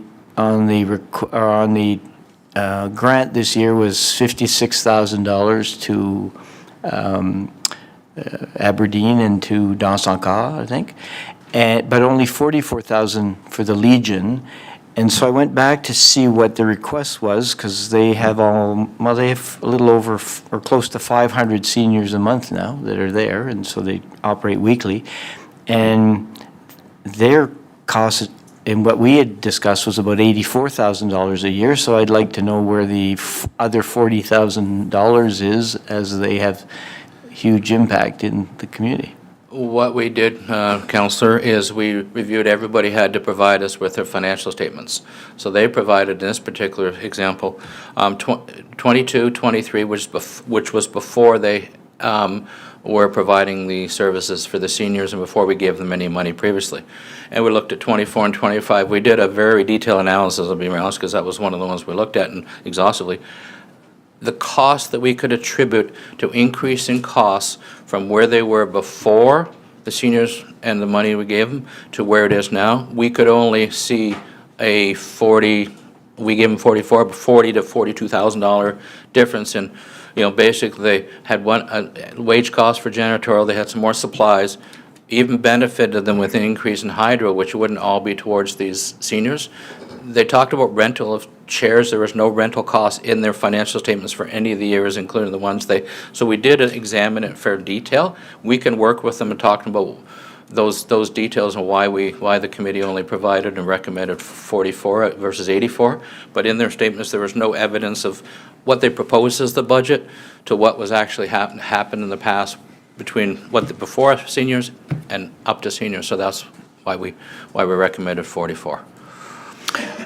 I think we probably need to have another conversation with them. I mean, they may be doing a lot in kind, but yet on the other hand, I mean, I'm on record indicating this is a great partnership between, the Legion and our seniors, and it's offering a service. So I think I just would stress that conversation occurs. So maybe I'll take that offline, but I appreciate the understanding of how you came to that. Perfect. Thank you. Merci, Conseiller Steeves. Thank you, Deputy Mayor Thériault. Councillor Kingston and I just kind of have a joint statement here just over the last 2 years, and we've really enjoyed our time on the grant committee. We're very grateful to Greg and his team, all the work that they've done, the details, and the effort. I am sure Council can see the effort that's been put into this, into forming this new grant committee over the last 2 years. The first year, you just kind of experiment with it, but now the second year, we're really starting to get our feet into this and put down some roots. When I first got on council in 2021, and went through the process for the first time. Then also in 2022, I questioned the grant process. I was quite vocal about how it seemed at the time that there was some possible arbitrary decisions being made within the grant process. I learned my lesson that when you speak up, sometimes you get put on a committee. So that is a caution to people. Council eventually moved to a committee model to dive deeper on behalf of council, and the committee members are very dedicated in their assessments, very detailed in their analysis and their scoring, and take it very seriously. And I thank you for your volunteer time as well for this, or we both do, Councillor Kingston and I. I'll say to council that I'm very confident that the committee has spent significant time in the weeds of the application, and there are a lot of weeds. And the discussions have been deep and thorough over a period of time, so council can receive a summary report of their work. And so ultimately, Councillor Kingston and I just want to say well done to the committee members. It's been a pleasure being part of this for 2 years. Thank you so much, Conseiller Steves. I don't see any other questions. I just want to thank everyone. We've come a long way, so thank you so much. Merci beaucoup. Before we go to a health break, we have a couple of public hearings coming up and a few other issues. I would like to recommend to council that we move 10.6, which is Glendale and Glendalee, up. So could we do that at press now? So that, because there are citizens in the hall and it could be a long evening, so. So if council agrees, is everyone in favor of this? So, are we okay? On est bien? C'est beau. Donc, so Madame Lagraffière. The next item would be 10.6, a notice of motion to rescind Glendalee decision. This was brought forth by Councillor Legier, and staff has provided a report on that.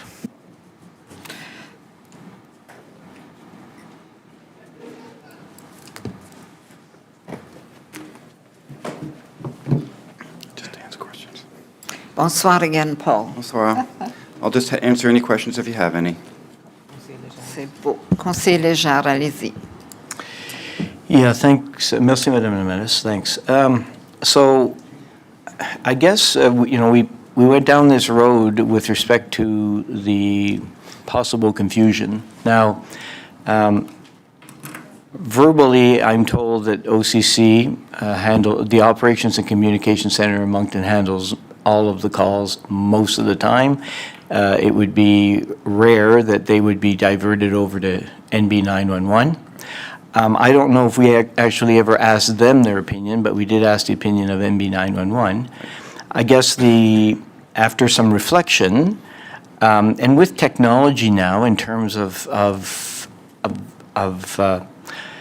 cell phones, pinging cell phones, landlines that still exist, those are the most accurate. And then having a clear understanding on whether or not there had been any incidents at all, which there seemed to be none. That is why I, with Councillor Kingston, looked at it in terms of, being reasonable with respect to moving this forward. And so I guess what I'm saying is I don't see the need, and if OCC, which handle over 90+% of the calls, were concerned, that would be different. And so that's the reason why I decided to bring it back. There are similar streets throughout all of the province.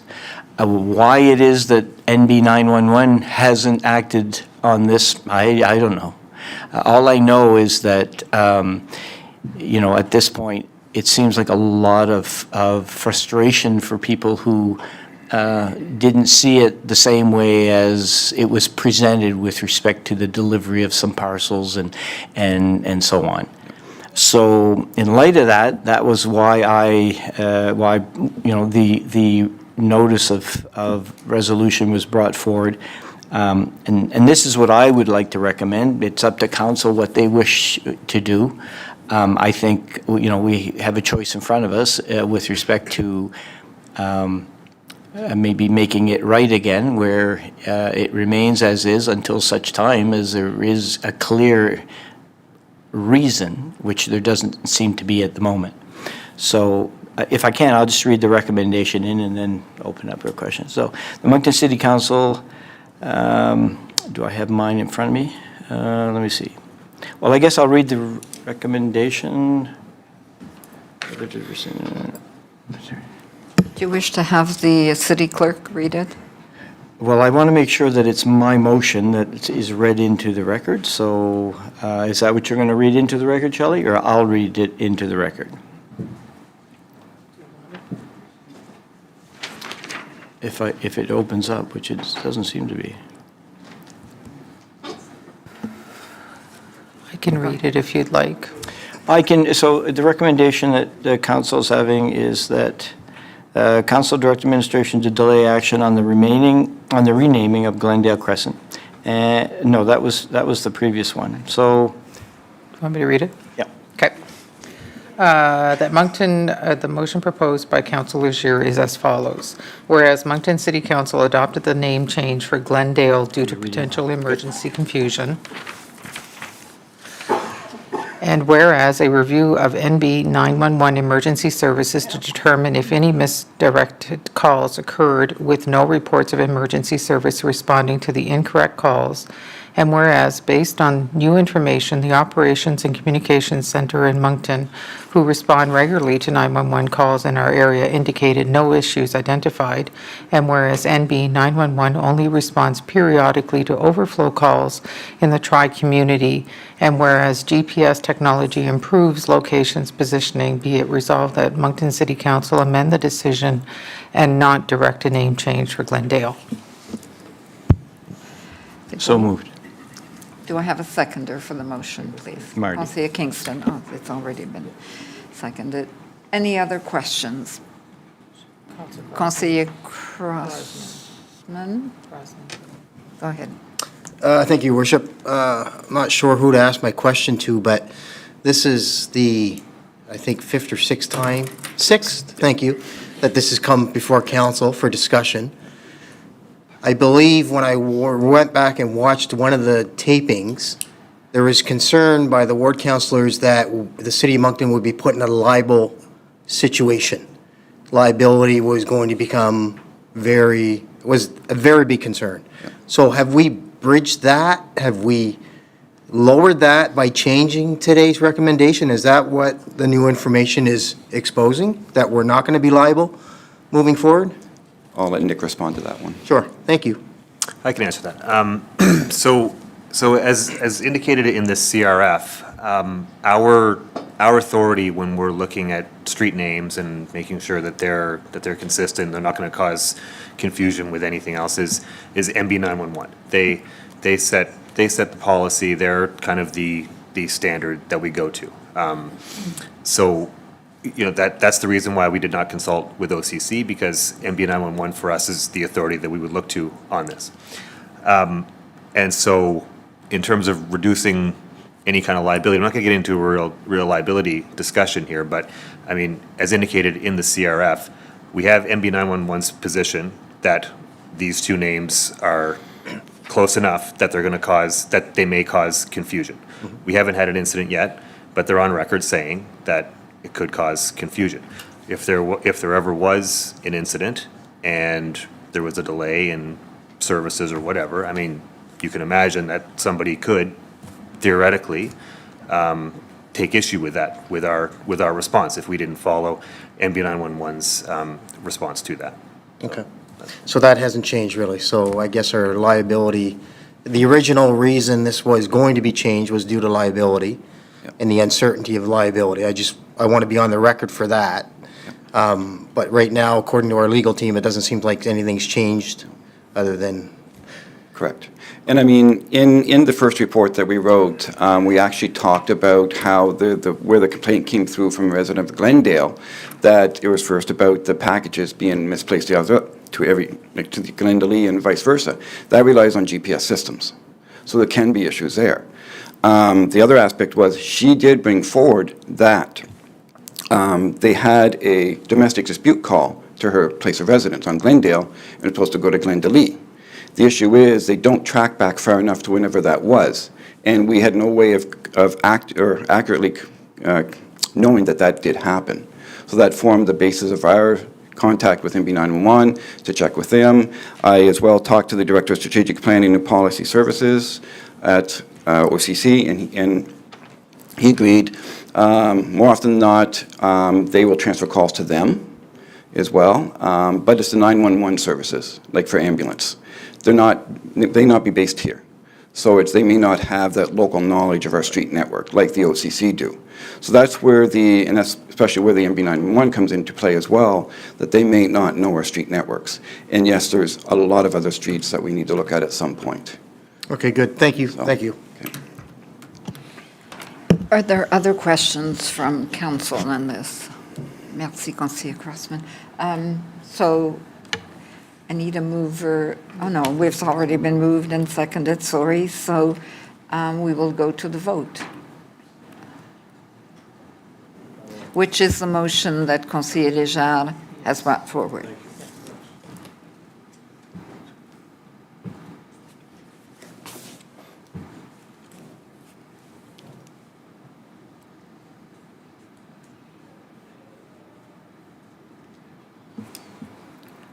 So the motion passes with 2 nay votes, Conseiller Richard and Conseiller Crossman. Thank you, everyone. Merci. Thank you. We will now take... Excuse me, yeah, just for clarity then, what that means is the name will remain. Oui, absolutely. Okay. Thank you. We will now take a health... We'll send a new letter out to all the residents, notifying them of council's decision for that. Okay, thank you. We will now take a health break, 10 minutes. Merci.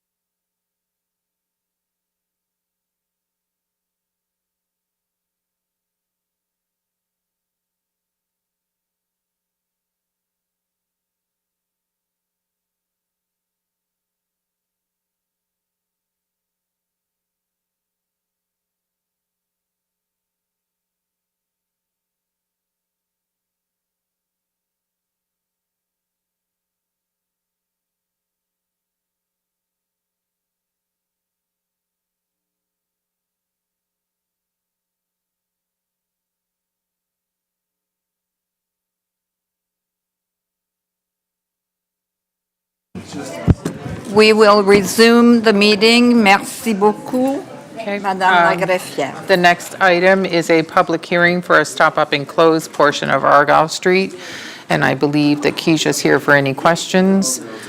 Just 1 second, I need to make sure we've established a quorum. 3, 4, 5. Yes, we are. Okay. Bonsoir, Keisha. We're in a public hearing. Do you need to? Public hearing. So we're in a public hearing. Are you presenting, or you're waiting? Only if you'd like me to. Okay. Oh my God. At this time of the evening, 'cause that's not a good question to ask, but we're okay. So do we have anyone from the public in the audience on this issue? I don't see anyone. So does council have questions? I don't see any questions from council. I will close the public hearing. And I need a mover and a seconder for the motion. Conseiller Butler, Conseiller Edgett. Donc, any questions from, no questions from council, so we will vote. It's electronic.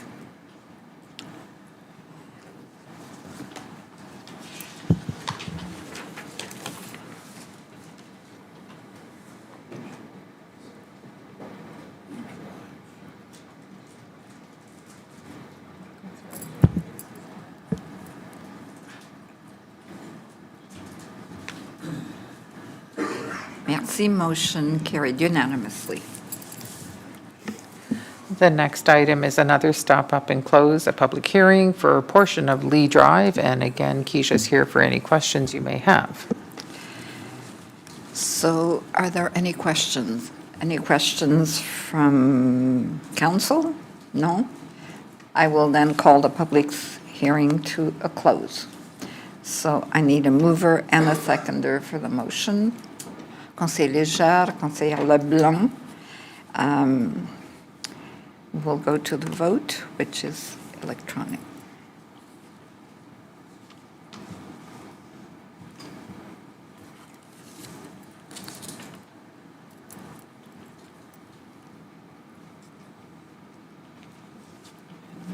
Merci, motion carried unanimously. 10.5 is the Code of Conduct bylaw amendment of A1218, and I believe that our city solicitor may open this. Thank you. I think the information is all in the CRF, but essentially this is a bylaw amendment to our Code of Conduct bylaw, just to change or clarify and change the process based on direction from the Local Governance Commission that was recently received by all municipalities, just directing that in the majority of situations, these Code of Conduct cases should be heard in public council. So that's just amending our bylaw to reflect that process. Thank you, Nick. So are there questions? I need a mover and a seconder for the motion. Conseiller Kingston, Conseiller Crossman. Donc, are there questions from members of council? If no questions, we will go to the vote.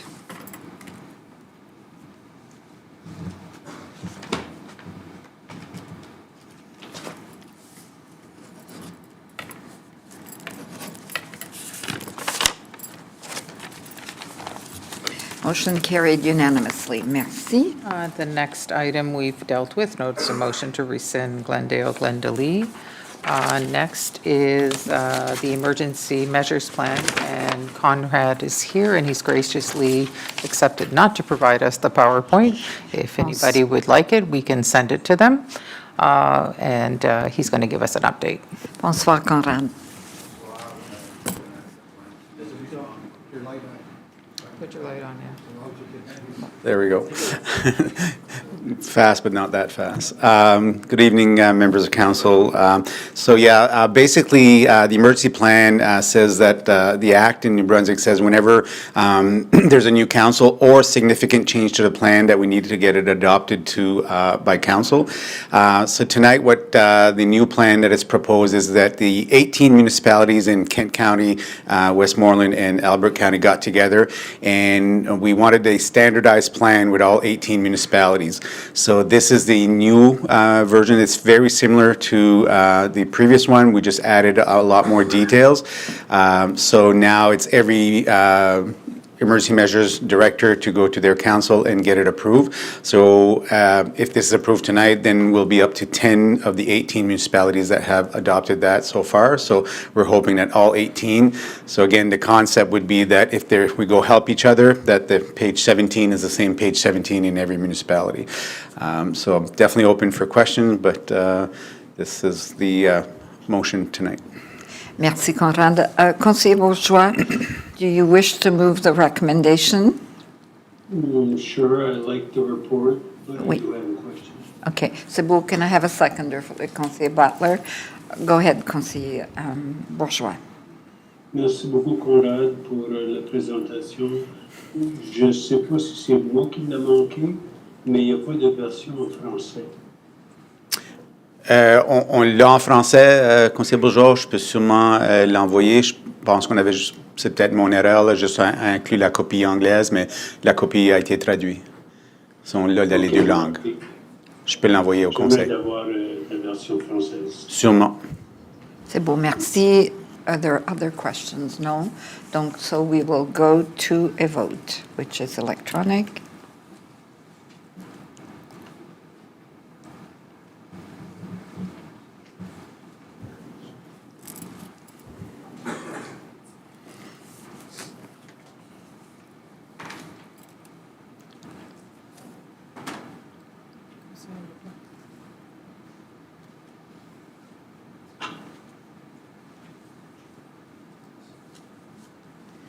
Merci. Motion carried unanimously. Merci. The next item before council is the Downtown and Heritage Financial Incentive Program extension. On the motion before council this evening is that Moncton City Council approve the extension of the Financial Incentive Program policy for the Downtown Core Community Improvement Plan, area designated Heritage Properties Downtown Business Improvement Area and Central Business Districts until February 28, 2026. Merci. You will move Conseiller Crossman, seconded by Conseiller Richard. Are there any questions from members of council? I don't see any, so we will go to the vote.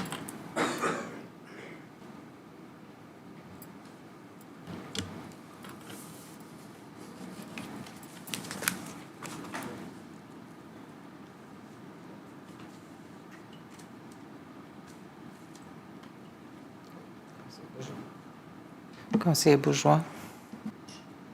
Oui, je vais poser une question. Ah, allez. On peut, oui, allez-y, Conseiller Bourgeois. Merci, Madame. We have been working for the past 2 years on a resolution to transform the Lewis Street development, housing development within the housing. It is in the downtown, so I suspect it qualify or would qualify, but to make it, to confirm it, that if a development on Lewis Street does occur, would it qualify for this funding?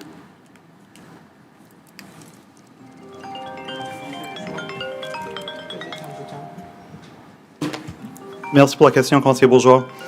Jusqu'à date, nous n'avons pas reçu d'application pour ce groupe en question. Alors, si le groupe veut envoyer une application, ils peuvent le faire et bien l'envoyer directement si tu veux. Tant et aussi autant que ça rencontre les critères et Pour- normes. Il faudrait qu'on ait les détails du projet et les critères pour l'évaluer comme comité, puis on pourrait l'emporter au conseil par la suite. Et Excellent. Merci beaucoup. Merci, Madame la maire. Merci, conseiller Bourgeois. Are there any other questions? No. And We'll re-vote. Oh, please, we if I will could, yeah. re-vote. Donc, on va revoter.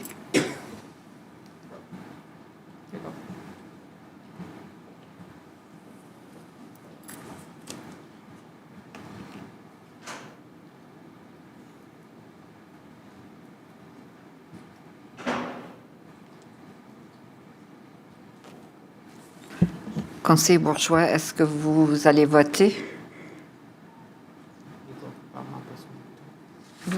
J'aimerais bien, mais on me le donne pas le choix. Donc, je vais le faire verbalement. Je vote oui. T'as voté oui. So motion carried unanimously. Conseiller Leblanc is not here, so. Okay. Merci, Luc.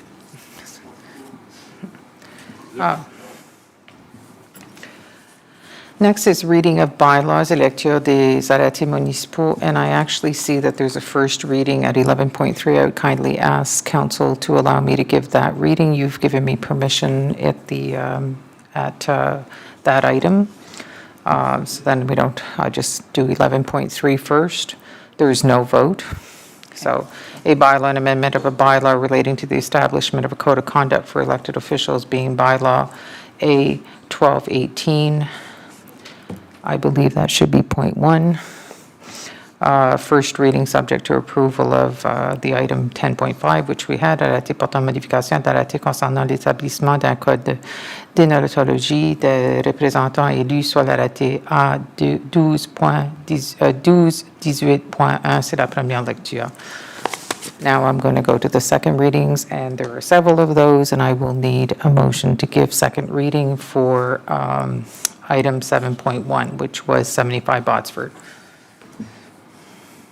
So are we on 11.1? We're on 11.1, And yes. you need a mover. First to give second reading. Okay. And that's a show of hands.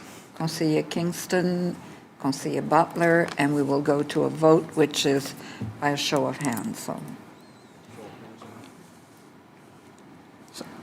I'm, it's unanimous. Okay. Merci, Madame la Greffière. A bylaw and amendment of the City of Moncton zoning bylaw being bylaw Z 222.56 St. Bernard Street, 75 St. Bernard Square, 75 Botsford Street. Second reading, arrêté portant modification d'arrêté de zonage de la ville de Moncton sur l'arrêté Z 222.56 Place Saint-Bernard, 75 avenue rue Botsford. Deuxième lecture. I require third reading. So, Conseiller Crossman, Conseiller Léger. Okay. I have to apologize. My phone is ringing in my ears. I don't know how to do this. Can't stop it. Sorry about that. I apologize. Okay, I'll need, we have a mover and a seconder. We'll go to an electronic vote. Electronic.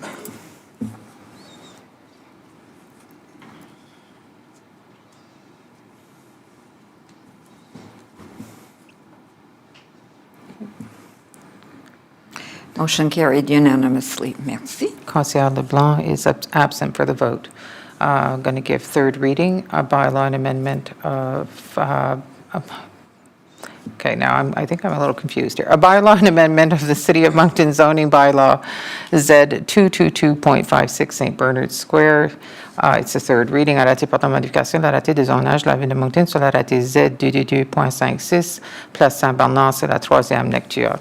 Now I need second reading for the bylaw 124 McSweeney. So could I have a mover and a seconder, Conseiller Kingston and Butler? Show of hands. Oh, show of hands for this one. Merci. Thank you, everyone. A bylaw and amendment of the City of Moncton zoning bylaw being bylaw Z 222.57 124 McSweeney. It is the second reading. Arrêté portant modification de l'arrêté de zonage de la ville de Moncton sur l'arrêté Z 222.57 124 avenue McSweeney. C'est la deuxième lecture. I will require third reading. Could I have a mover, Conseiller Leblanc, Conseiller Crossman? And Electronic vote. Electronic.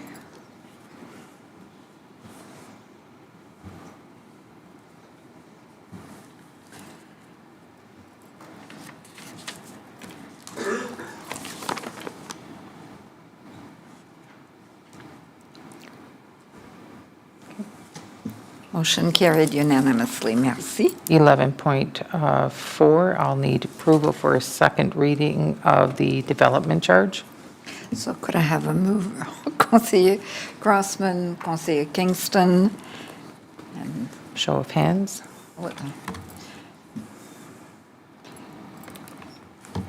I almost want to ask why sometimes it's a show of hands, sometimes it's electronic. How do we? This, Just the way that we're doing it. sorry. C'est beau. Confusing. Those are hard questions tonight. A bylaw amendment of the City of Moncton's development charge bylaw being bylaw Z 1519.5 development charge, second reading. Arrêté portant modification de l'arrêté de concernant la redevance d'aménagement dans la ville de Moncton sur l'arrêté Z 1519.5. Deuxième lecture, third reading. So, Conseiller Edgett, Conseiller Richard, c'est beau. Yeah, this will be an electronic vote. It's for third reading.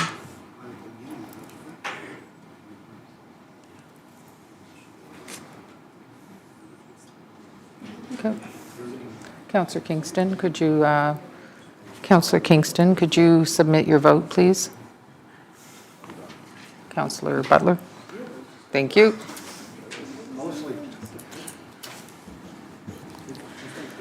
A bylaw Motion carried amendment. unanimously. Merci. Okay, sorry. A bylaw amendment of the City of Moncton Development Charge Bylaw, being bylaw Z 1519.5 Development Charge, third reading. Arrêté portant modification de l'arrêté concernant la redevance d'aménagement dans la ville de Moncton sur l'arrêté Z 1519.5. C'est la troisième lecture. Next will be second reading for the fees and charges for the services provided by the City of Moncton. I will need a mover and a seconder. Conseiller Butler and Conseiller Kingston, c'est beau. Merci. Show of hands. Show of hands. Motion carried unanimously. Merci. Okay, a bylaw amendment of bylaw fees, rates, and charges for the services provided by the City of Moncton, being bylaw A 1324.3. It's a second reading.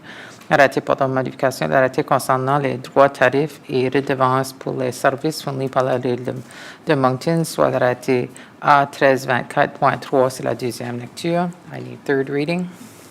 So I need a move, Conseiller Richard, Conseiller Butler, and to a vote. Electronic vote. There you go. We only have two more.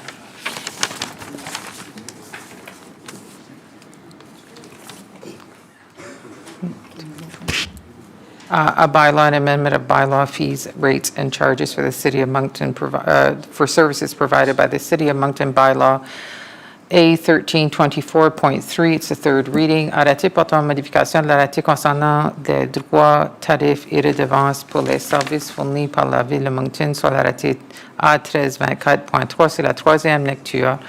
Now it's going to be a second reading for a portion of Argyle, stop up and close. I will need a mover and a seconder. Conseiller Richard, Conseiller Butler. Okay. A show of hands. Sorry. Motion carried unanimously. Your job, I'm sorry. A bylaw and amendment of a bylaw relating to the stopping up or closing of highways within the City of Moncton, being bylaw T 221.9, portion of Argyle Street. Second reading, arrêté portant modification de l'arrêté concernant la fermeture des rues dans la ville de Moncton, soit l'arrêté T 221.9, tronçon de la rue Argyle, c'est la deuxième lecture. Need third reading. So I need a move, Conseiller Crossman, Conseiller Leblanc, c'est beau. Merci. A bylaw and amendment of a bylaw relating to the stopping up and closing of highways within the City of Moncton, being bylaw T 221.9, portion of Argyle Street. It's a third reading. Arrêté portant modification concernant la fermeture des routes dans la ville de Moncton, soit l'arrêté T 221.9, tronçon de la rue Argyle. C'est la troisième lecture.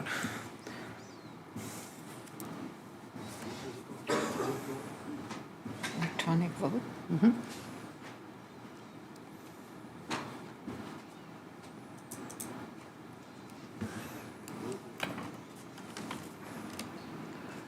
Conseiller Bourgeois? Oh, merci. Motion carried unanimously. And the last one, I'll need second reading for Lee Drive. Conseiller Kingston, Conseillère Leblanc. Show of hands. Oh, we have to vote, and it's a show of hands, so please. Okay. A bylaw and amendment of a bylaw relating to the stopping up and closing of highways within the city of Moncton being bylaw T221.8, portion of Lee Drive. It's a second reading. Arrêté portant modification de l'arrêté concernant la fermeture des routes dans la ville de Moncton, soit l'arrêté T221.8, tronçon de la promenade Lee. C'est la deuxième lecture, third reading. You need a mover. Mover and a seconder. Donc, Conseiller Légère et Conseillère Leblanc. C'est beau. Merci. Electronic vote.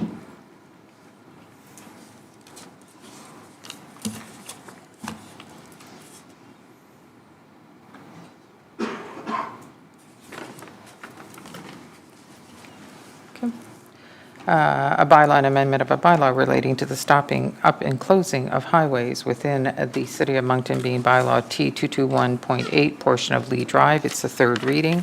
Arrêté portant modification de l'arrêté concernant la fermeture des routes dans la ville de Moncton, soit l'arrêté T221.8, tronçon de la promenade Lee. C'est la troisième lecture. Now we're going to notice of motions. Ah, c'est bon. Okay, 12.1 is deposit to general reserve. You all have it in your package. I will only read that therefore be it resolved. Therefore be it resolved that the authorization be granted for a deposit in the amount of $1,836,760.71 be made to the general reserve fund from the general operating fund. Merci. I need a mover and a seconder. Conseiller Kingston, Conseiller Butler. Are there any questions from council? There are no questions, so we will go to the vote, which is electronic.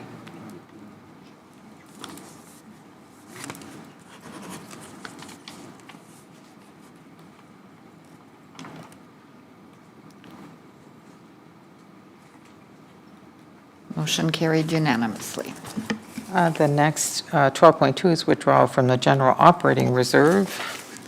Therefore, be it resolved that authorization be granted for a withdrawal in the amount of $418,609.19 be made to the general operating reserve fund.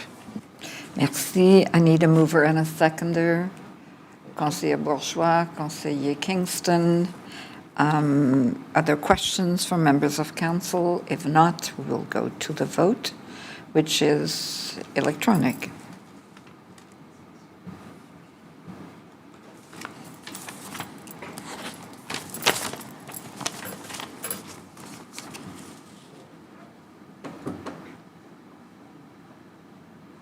Merci. Motion carried unanimously. Deposits to utility capital reserve.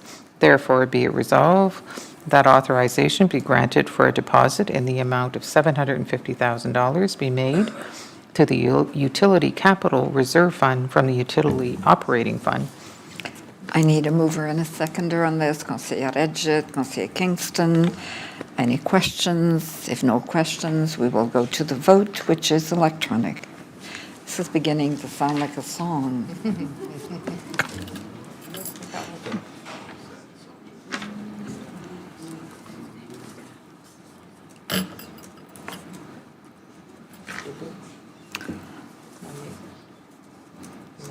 Motion carried unanimously. Merci.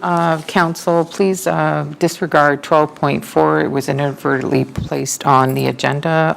Ms. Roy has already been appointed as a building inspector. So let's go to 12.5, the resolution to appoint as building inspector Melissa Siddall.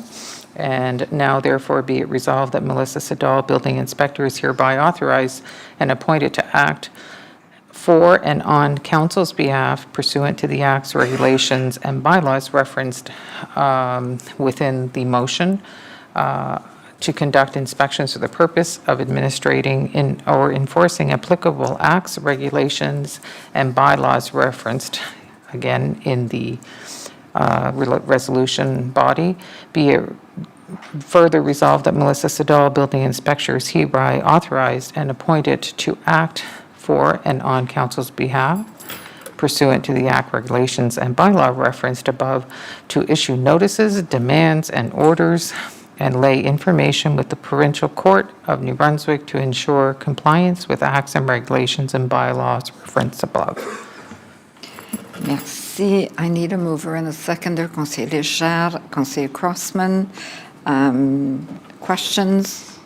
No questions, so we will go to the vote, which is electronic.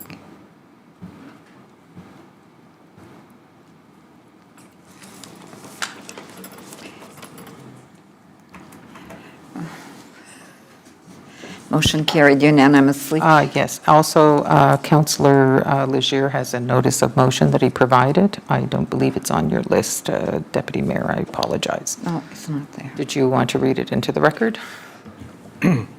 Thank you, Madam Clerk.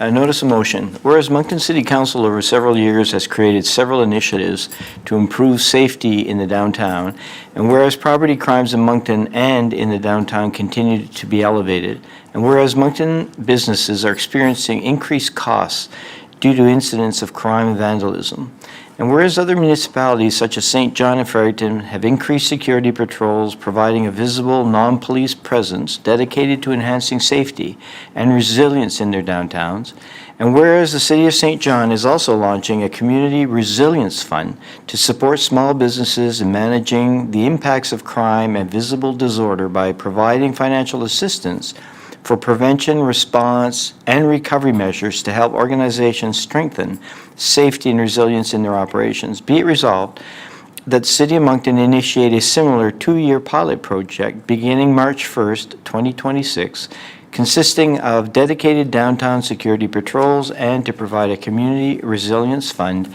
to support small businesses. So moved. Merci, Conseiller Léger. And seconded by Councillor Marty Kingston. C'est beau. C'est parfait. Thank Merci. Before we adjourn, I just want to say thank you to our staff for the great work that you do. You're really very much appreciated. Joyeux Noël to all your families. Enjoy the holidays. Conseiller Richard, you wish to adjourn? C'est beau. Merci. Donc,